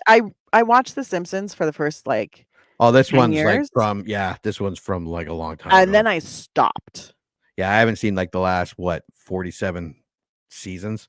Yeah, it feels like that. It feels like that. It's been going for fucking ever. Yeah. But yeah, because they use flames a lot in this movie. And I was like, that feels weird. And it doesn't feel like congruent with the character. So I was like, what? And then that phrase kind of popped up and I was like, actually that makes what they're sense. doing? And the beginning of this climax was great with those weird dogs with those weird heads on them. And I'm like, this is getting kind of cool. And then it was just. And then it stopped being cool. Yeah, it was just boring. It was a boring end. It was dumb. Like they ran out of money. Let's just burn them. Well, they burned him. Fine. And then from the fiery like cast of Freddy comes Jesse emerging to be with Lisa, who saved him. Yeah. And I was like, really? Good old Christian woman. Brings him back to heterosexuality. We don't know if she's Christian, but we're gonna run with it. Why not?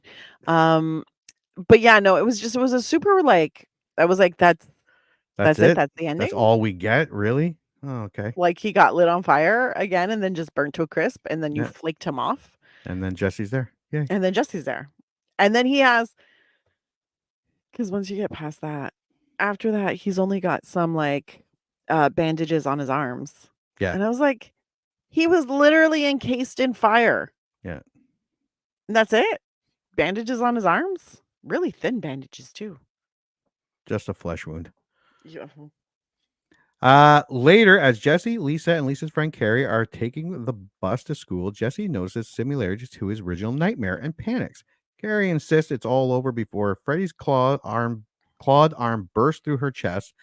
Freddy laughs as the bus drives into the field, just as in Jesse's first nightmare. Yes, the beginning and ending is the only thing remotely a Nightmare on Elm Street about this movie.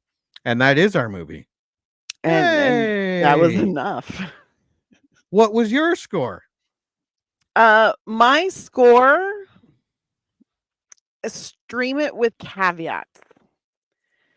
Here's my one and only caveat. If you're doing a Nightmare on Elm Street marathon, stream this movie.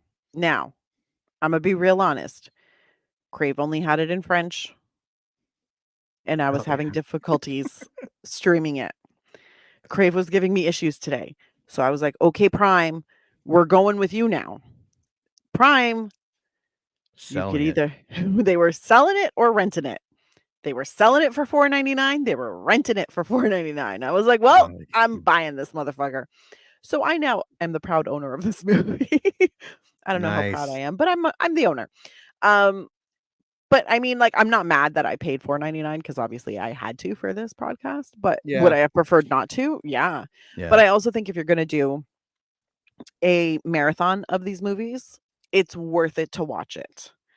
Also, if you want to see a movie that very obviously has the intent of being anti-gay, but has been co-opted and adopted by the gay community as a gay film, by all means, watch this because you can point out all of the many different facets that are very identifiable as either gay or anti-gay. It's all in there, all over the place. And then I think at that point it's worth watching. But if you're just looking for a horror movie or something, fun to watch, I probably wouldn't pick this. And I definitely wouldn't spend money on it. So I think if you're watching it with a purpose that is outside of just watching this movie, yeah.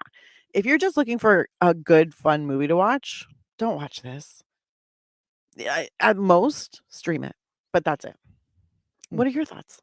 What's your rating? Okay, I have two things I want to say about this movie. Okay, so if they made a Nightmare on Elm Street with a lead who is a man, who is in high school, who is wrestling with the notion that he is gay, but he's trying to fit in, gay or girl, hide the fact.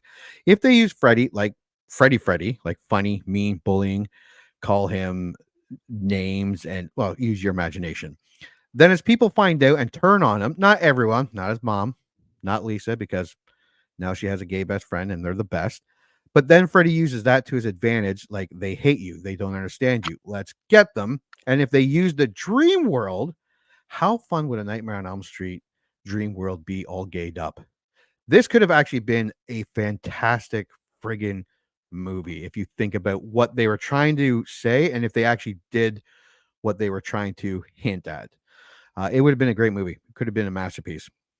But I get it. 1985, the AIDS epidemic, and everyone's be like, oh, look how backwards people were, like, in the government. To which I say, yeah, look how well we handled COVID. But it's too bad. It would have been a way better movie. Also, you could argue that this movie is being anti-gay, and being gay is evil. Freddy represents and urges sinful thoughts and gayness, and it's Lisa who is the hero, the wholesome straight woman who denounces the gay Freddy and loves the man so much that she defeats the gayness, and our Jesse is free to live heterosexual life. And those subtexts are also in this movie. So it can be argued both ways, but or both are stupid, and this movie was just not that great. So that leads me to my score. Viewing this movie as not a Freddy movie, but a separate slasher film would play better. Problem is, this is a Freddy movie. End of discussion. This was a ghost story. This was a demon possession story. This was a Freddy movie without, well, Freddy.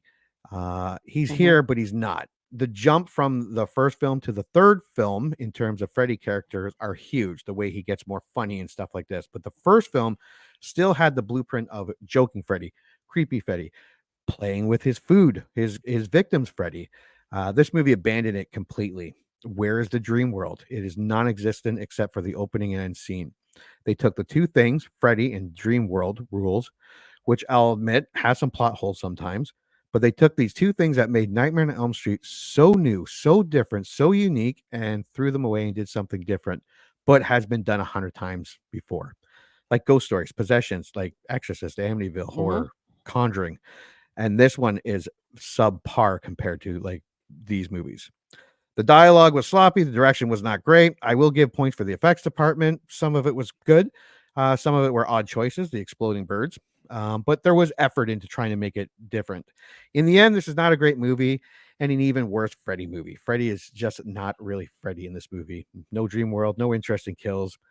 If there is a list of Nightmare on Elm Street kills in order from bad to good, this might be at the bottom. But I do say stream it. It is Nightmare on Elm Street.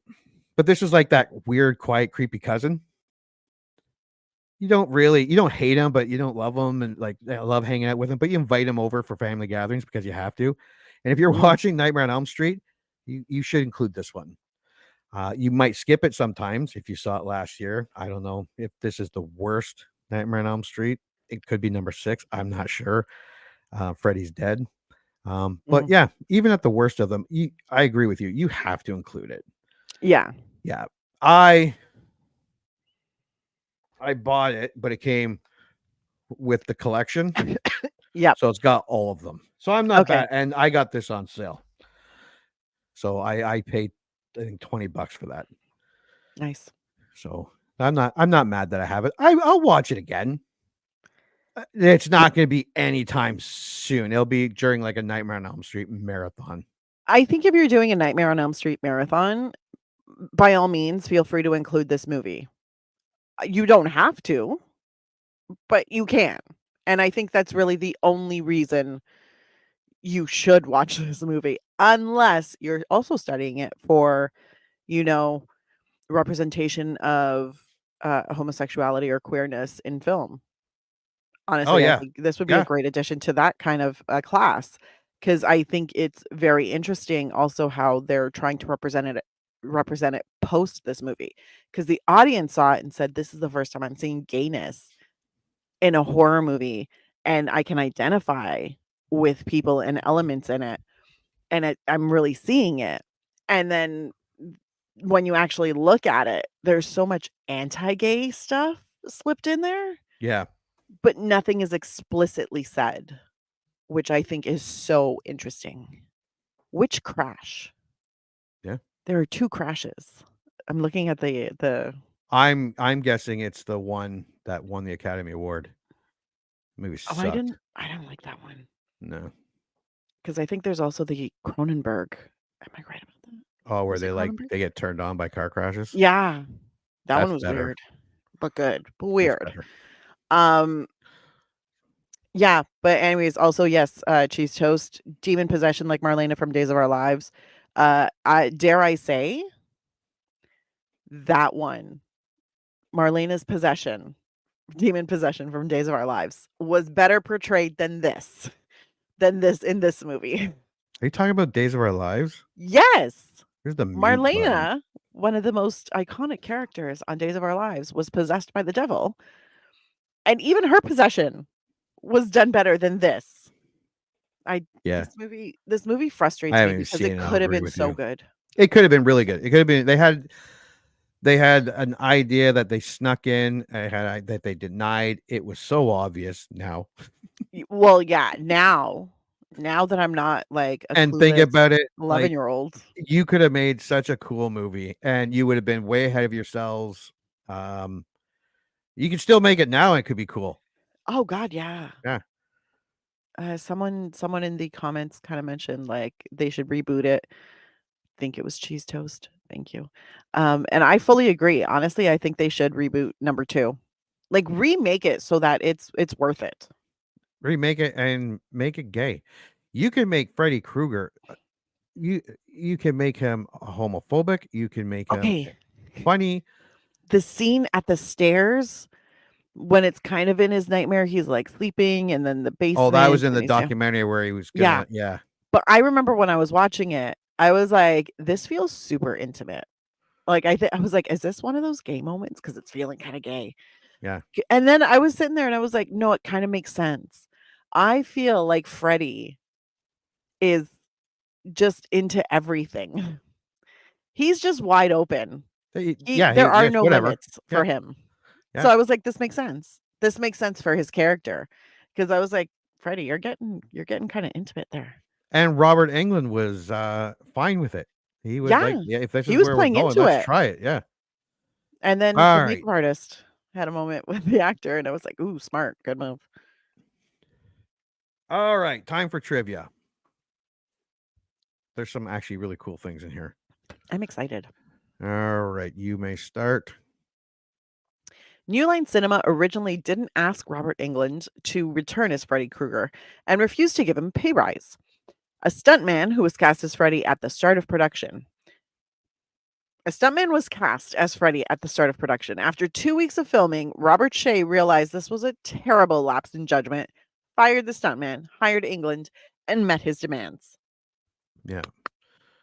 Yeah, that was stupid. That was stupid.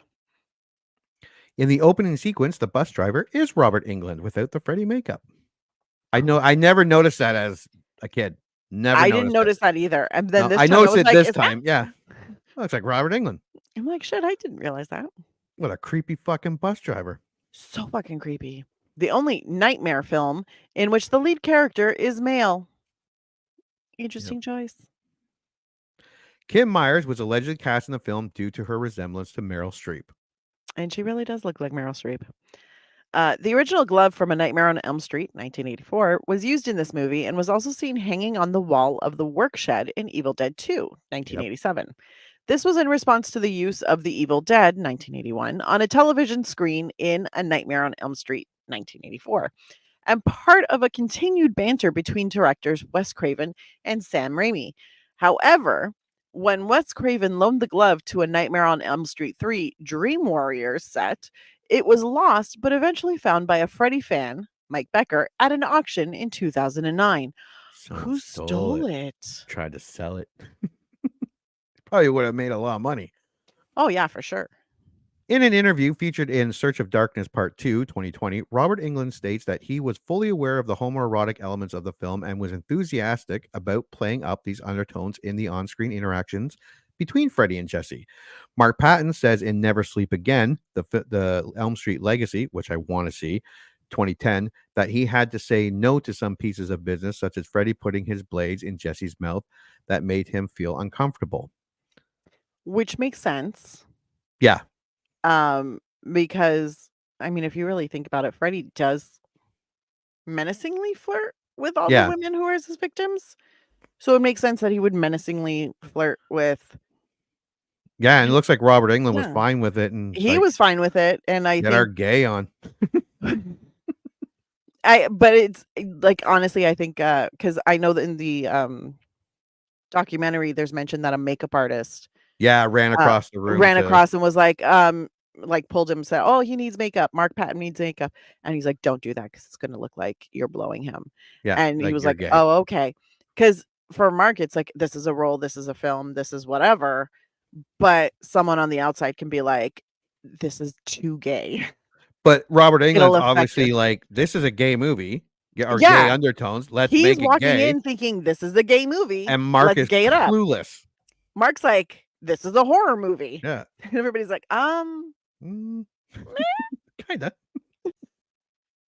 Michael J. Fox was considered for the role of Jesse Walsh, but was unable due to his commitments to Back to the Future, 1985, and Teen Wolf, also 1985. I mean, solid choices. Yeah, good movie. I love both those movies. So good. I haven't seen Teen Wolf in forever. Now we got another one for the list. Yeah, one of many. Robert Englund has stated that Freddy's Revenge is his least favorite Nightmare on Elm Street movie, which I get. I'm pretty sure it's not because of the gayness. I'm pretty sure it's the fact that he has no jokes. He doesn't get to play around like he did in all the other movies. Also, it feels like his character is less focused. Yeah. Like in all of the other movies, no matter how ridiculous the storyline, his character has a purpose. And this one just feels sort of half-assed. Okay, I'm ready. Okay, now that I've cleared my throat, I'm ready. Makeup effects artist Kevin Yeager replaced David B. Miller, who designed the Freddy makeup for the original. Yeager only had a few pictures of the original film as reference, so he redesigned Freddy's look. Studying pictures of burn victims, he made changes to Freddy's look, namely by bringing out the facial bones. He said his intent was to make Freddy look like a male witch, and gave Freddy red and amber eyes to make him more demon-looking. That's what was different. Yeah. Yeah, it was like his makeup looks wrong. Whale Song was added to the background music anytime Freddy was on screen, adding to the film's eerie dream feeling. Yeah. I was going to say something, but it's coming up on the... Yeah. Oh, shit. I'm sorry.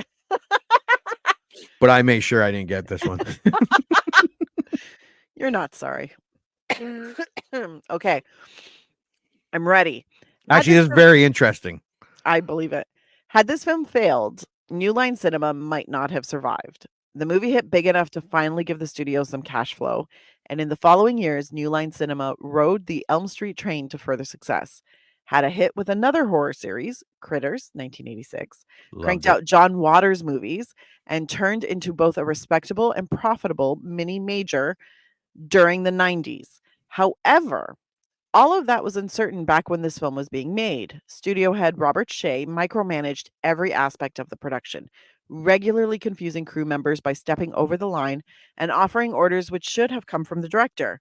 That led to an understandably uneasy relationship between Shay and Jack Shoulder.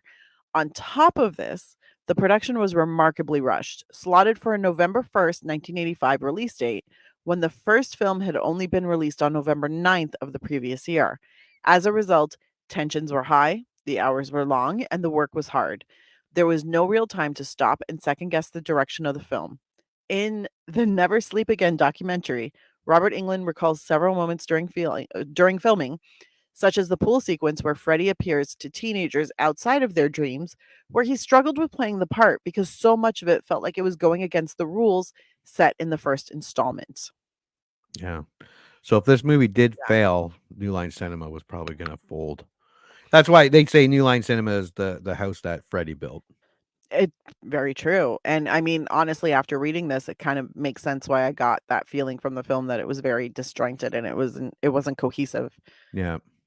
That makes a lot of sense. Mark Patton, an openly gay actor, has amusingly stated that he sees himself as the first male scream queen due to a combination of factors, including the film's homoerotic subtext, the fact that he was often depicted on screen screaming like a girl, and because he viewed the character as a closeted gay man. That makes a lot of sense. And honestly, that was what I was like, he's the final girl. Yeah. Oh, how'd you get another big one? Gee, I wonder how. Rather than continue the story of the first film's sole survivor, Nancy, Heather Langenkamp, this movie focuses on the new residents of Nancy's old Elm Street house. Joining a grand tradition of horror sequels which ignored the survivors of the prior installment for what would appear to be cost control reasons. Langenkamp told the Never Sleep Again documentary that she was never actually offered a chance to do this movie. And the film's line producer couldn't recall if there had ever actually been any internal discussions at New Line Cinema about bringing her back.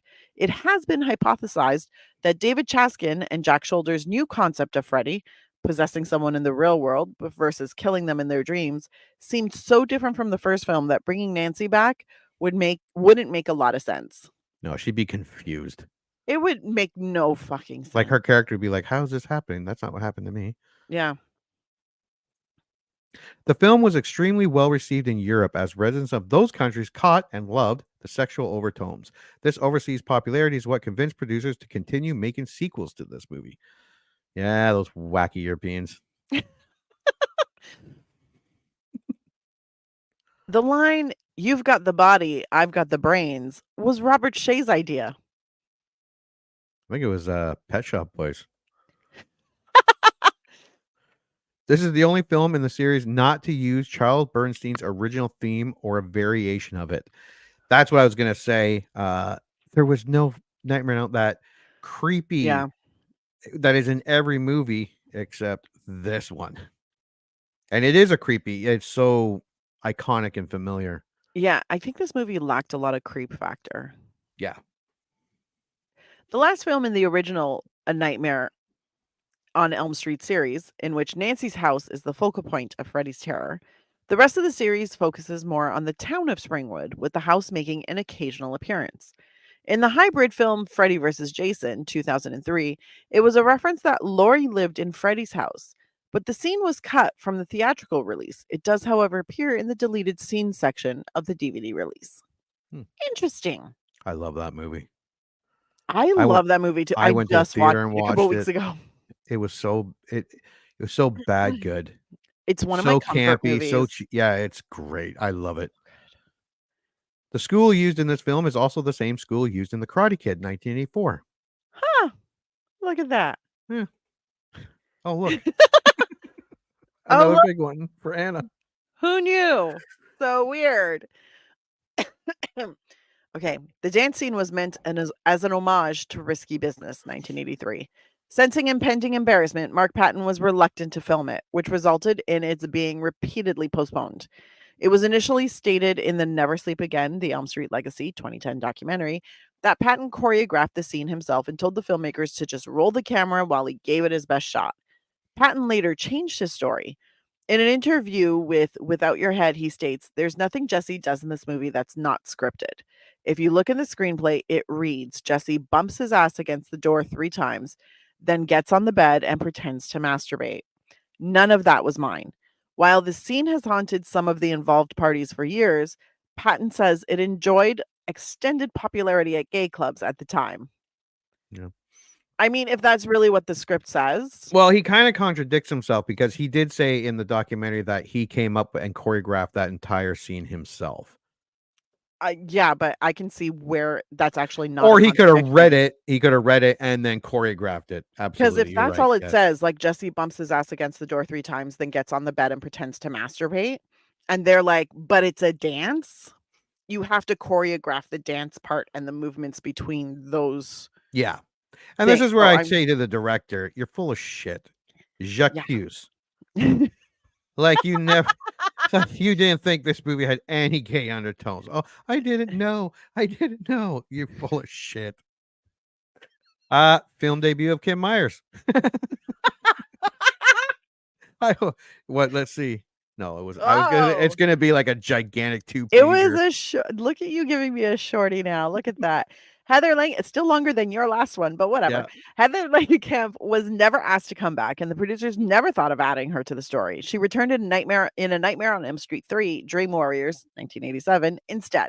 Yes, that's my favorite Nightmare. That's the first Nightmare on Elm Street I ever watched. Honestly, it's been so long since I've seen it. Oh, yeah. And number 4, the Dream Master, Dream Child. Freddy's Dead, I think I remember being really silly. Yeah. But I'm hoping it kind of moved into that campy, but so bad it's good. I remember him getting sillier through the movies. Oh, yeah. One of the inspirations for Freddy Krueger's look in this film was the Wicked Witch of the West from The Wizard of Oz, 1939. In Freddy's Dead, The Final Nightmare, 1991, Freddy actually appears in John's nightmare as a version of the Wicked Witch. I remember that now. Where John's house is going around and he looks out the window and Freddy's he's flying a broomstick. Yeah. Now I want to watch a flash of that. I know, me too.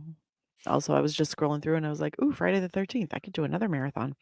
Mark Patton was the one who insisted to the casting director that he wanted Kim Myers to play the role of Lisa. That's nice. He's gay and she looked like Meryl Streep. I mean, makes sense. Yeah. She was they were fine, and it's just the movie was terrible. They were fine. Like the acting I'm not that mad about. No, the acting wasn't that bad, really. Greg Fonseca, the original film's production designer, initially returned to fill the same role in this film. He designed all the set scene in the film, but quit just before start of shooting, claiming that the production was rushed and that his department in particular was severely underfunded. Art director Maggie Martin took over his role during the actual shoot, which leads to the one that you said where it was rushed.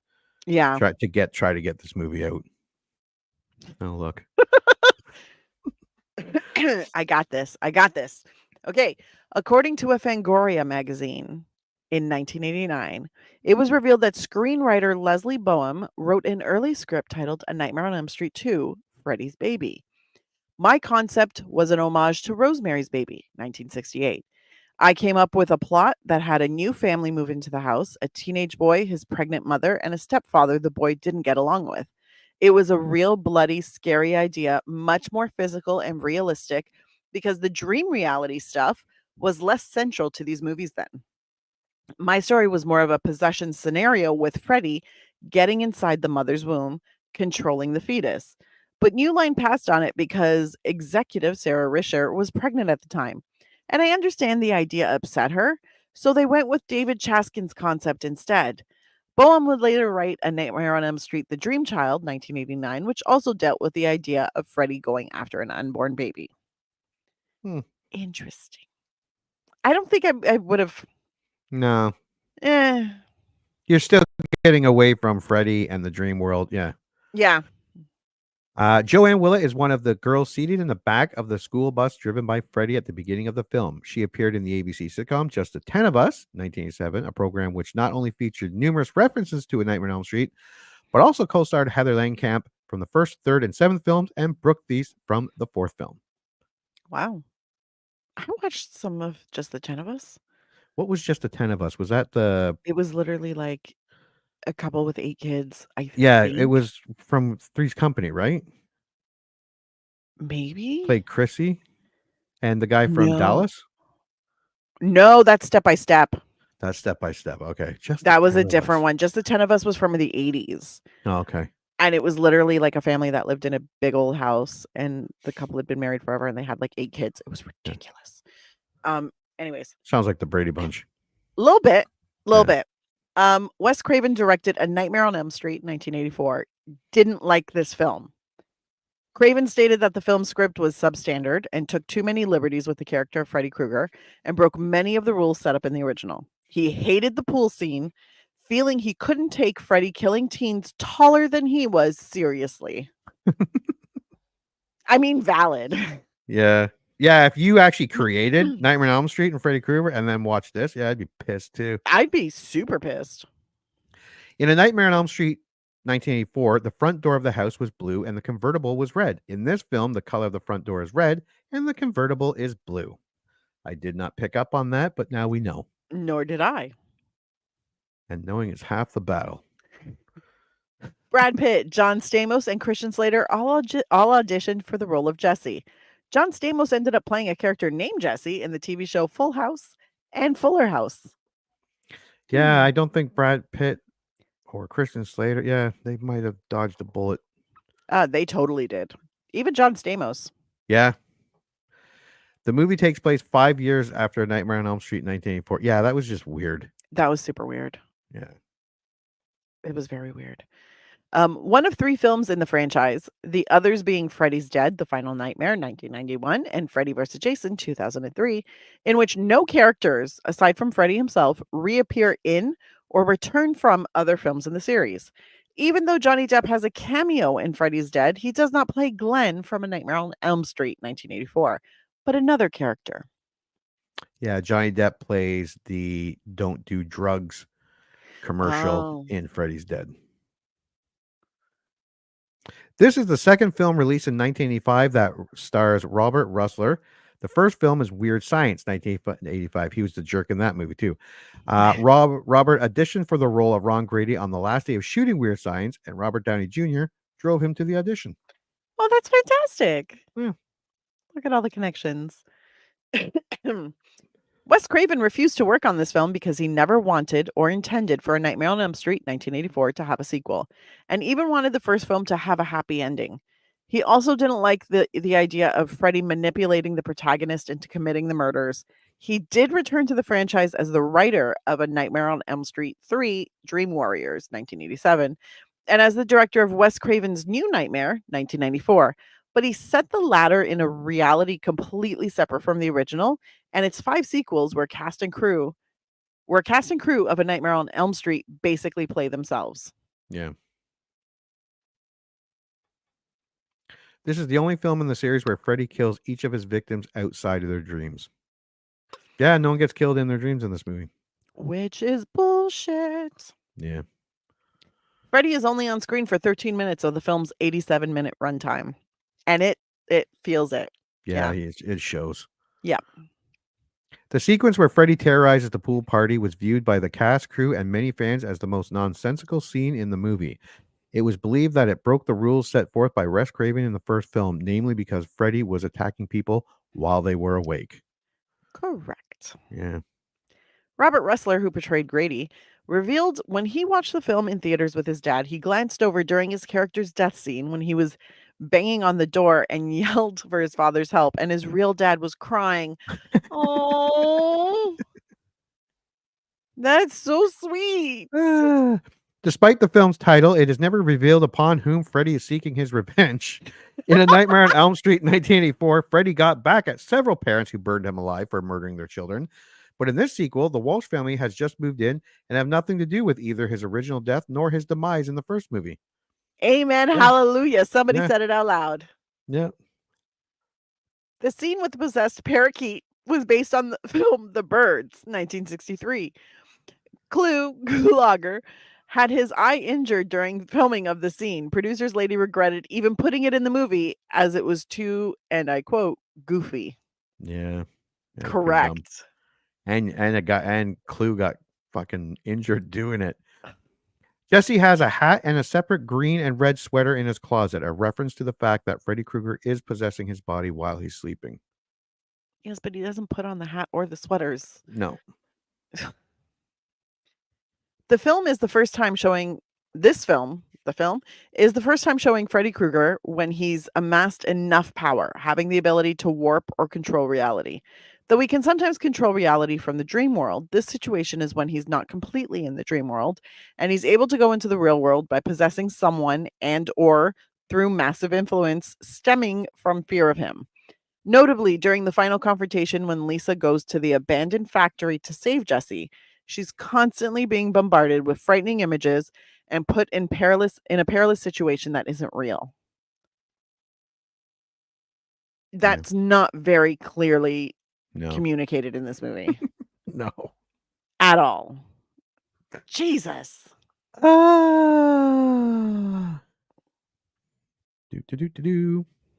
Okay, so that was our trivia.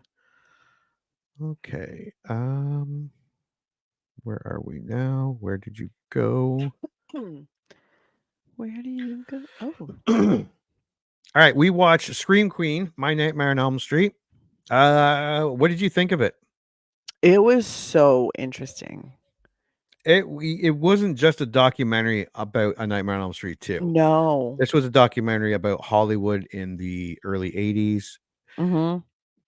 Broadway, New York in the early 80s, the gay scene in the early 80s, where it was actually just starting to be accepted, and people are like, whatever, I don't give a shit if you're gay. Like, whatever you do in your home is your business. And then the AIDS epidemic happened, and they're like, oh, gays, they're evil, they're everywhere. Oh my God. Well, it's funny because I think, and this was something that this documentary kind of really spoke to, was there were certain pockets in the States where being gay was tolerated almost.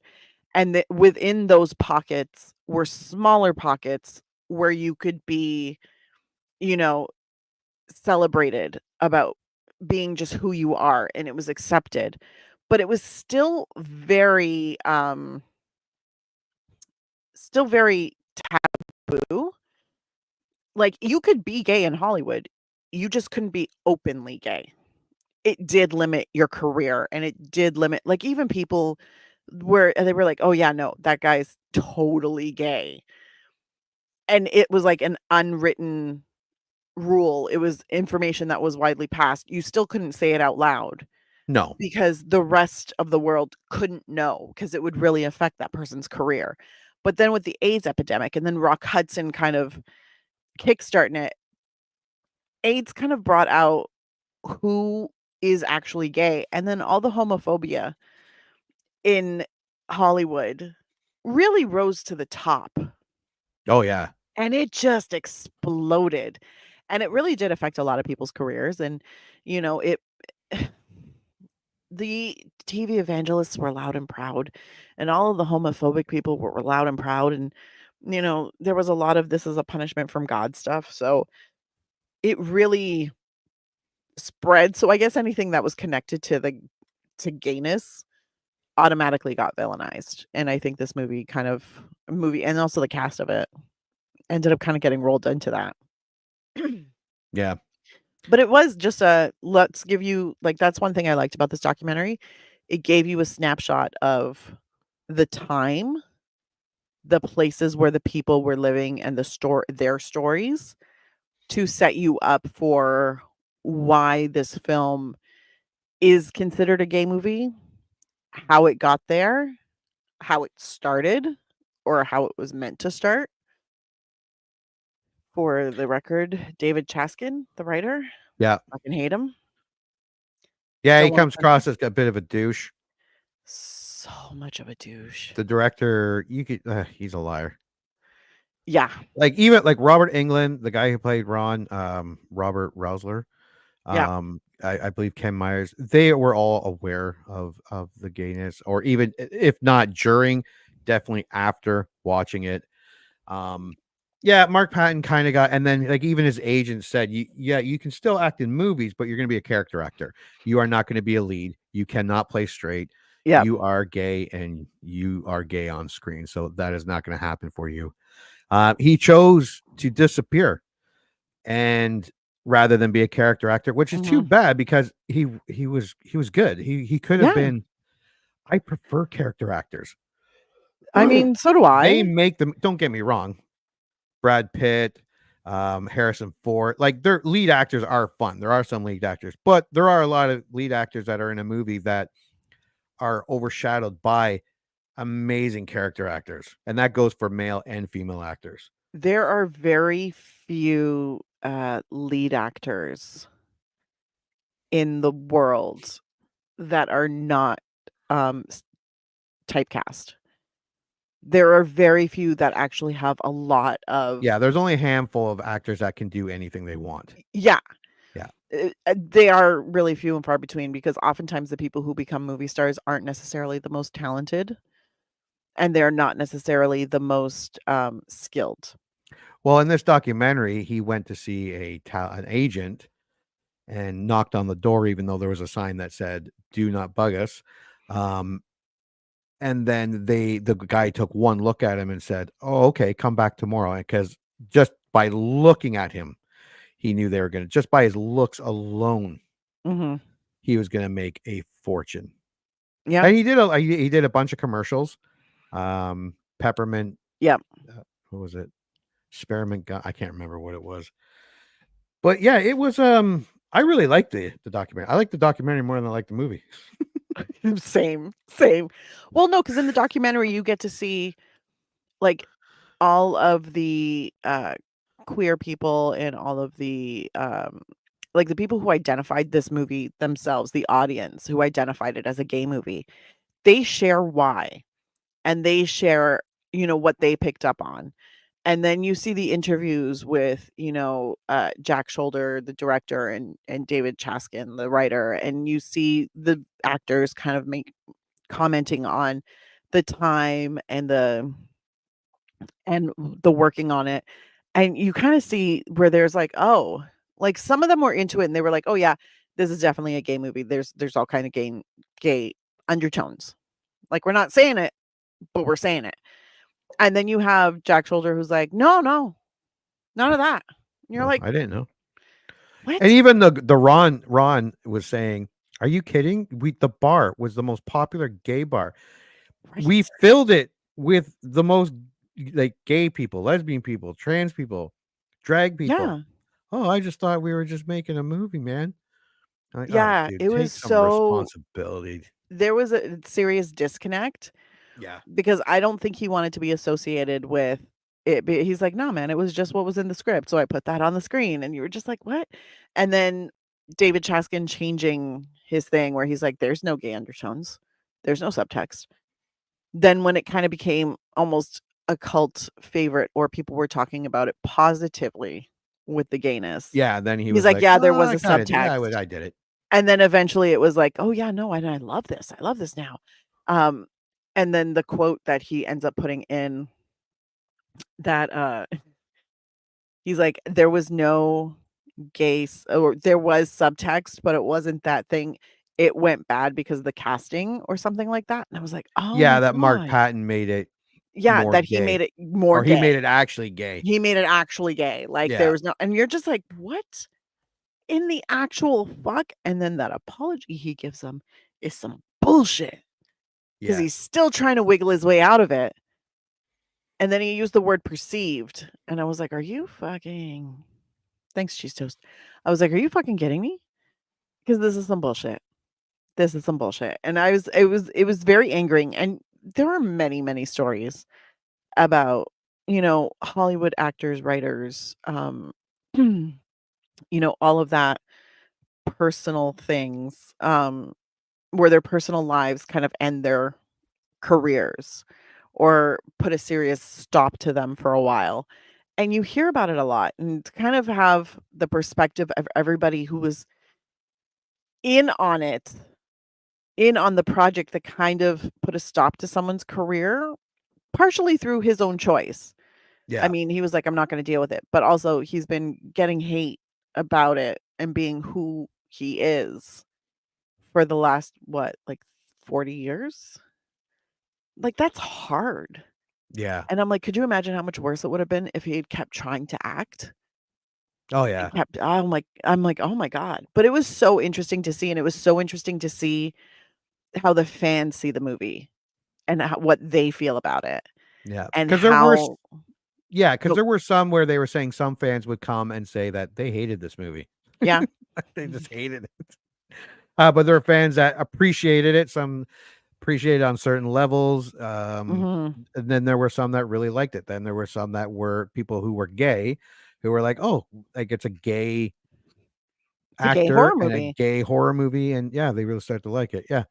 I had no problem with that. I just had a problem with the movie itself being pretty subpar for Nightmare on Elm Street. But again, we said stream it. Scream Queen, My Nightmare on Elm Street, on the other hand, is fantastic. I would I would highly recommend this movie. I watched it on Tubi. I watched it on Tubi too. Yeah. It commercials says and all. it's on Shudder. Yeah, which didn't show up on my AMC Plus. Yeah. So AMC Plus only gets some of the Shudder stuff. I'm like, that, you bastards. Yeah, but then I tried to sign up for Shudder because they have like a 30-day free trial. I was like, yeah, sure, I'll sign up for it. But then my order kept failing. Why? Because apparently AMC Plus has many of the same benefits as Shudder. So you can't hold both through Prime. So I was like, well, that's some bullshit. But I found it on Tubi. I watched it on Tubi. There are commercials. That's fine. They're short. The commercial breaks are short. But honestly, I'd even pay money to watch this one. Yeah, if I would have rented this movie, I would have been fine. Yeah. Yeah.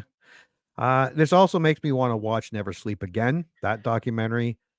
So much so. Yeah.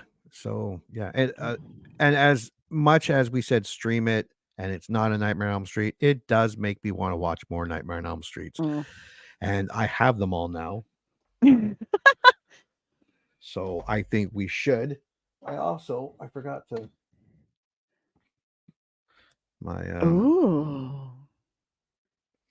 the newspaper clippings that I bought. Solid. That they're solid plastic. choice. They're awesome. I love them. Yeah. So that is a stream it for the movie. I'd rent it too. I would rent the Scream Queen. Yeah. It was great. I loved it. It was a really good documentary and so interesting. And I actually think that this would be the movie and the documentary.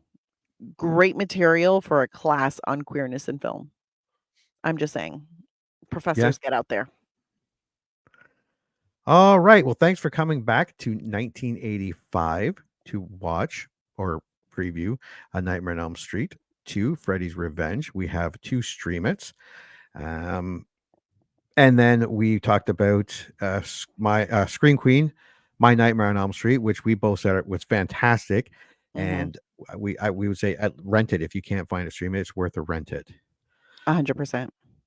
So one more time for Anna. Gay. And until the next movie we remember liking. And now, folks, it's time to say goodnight.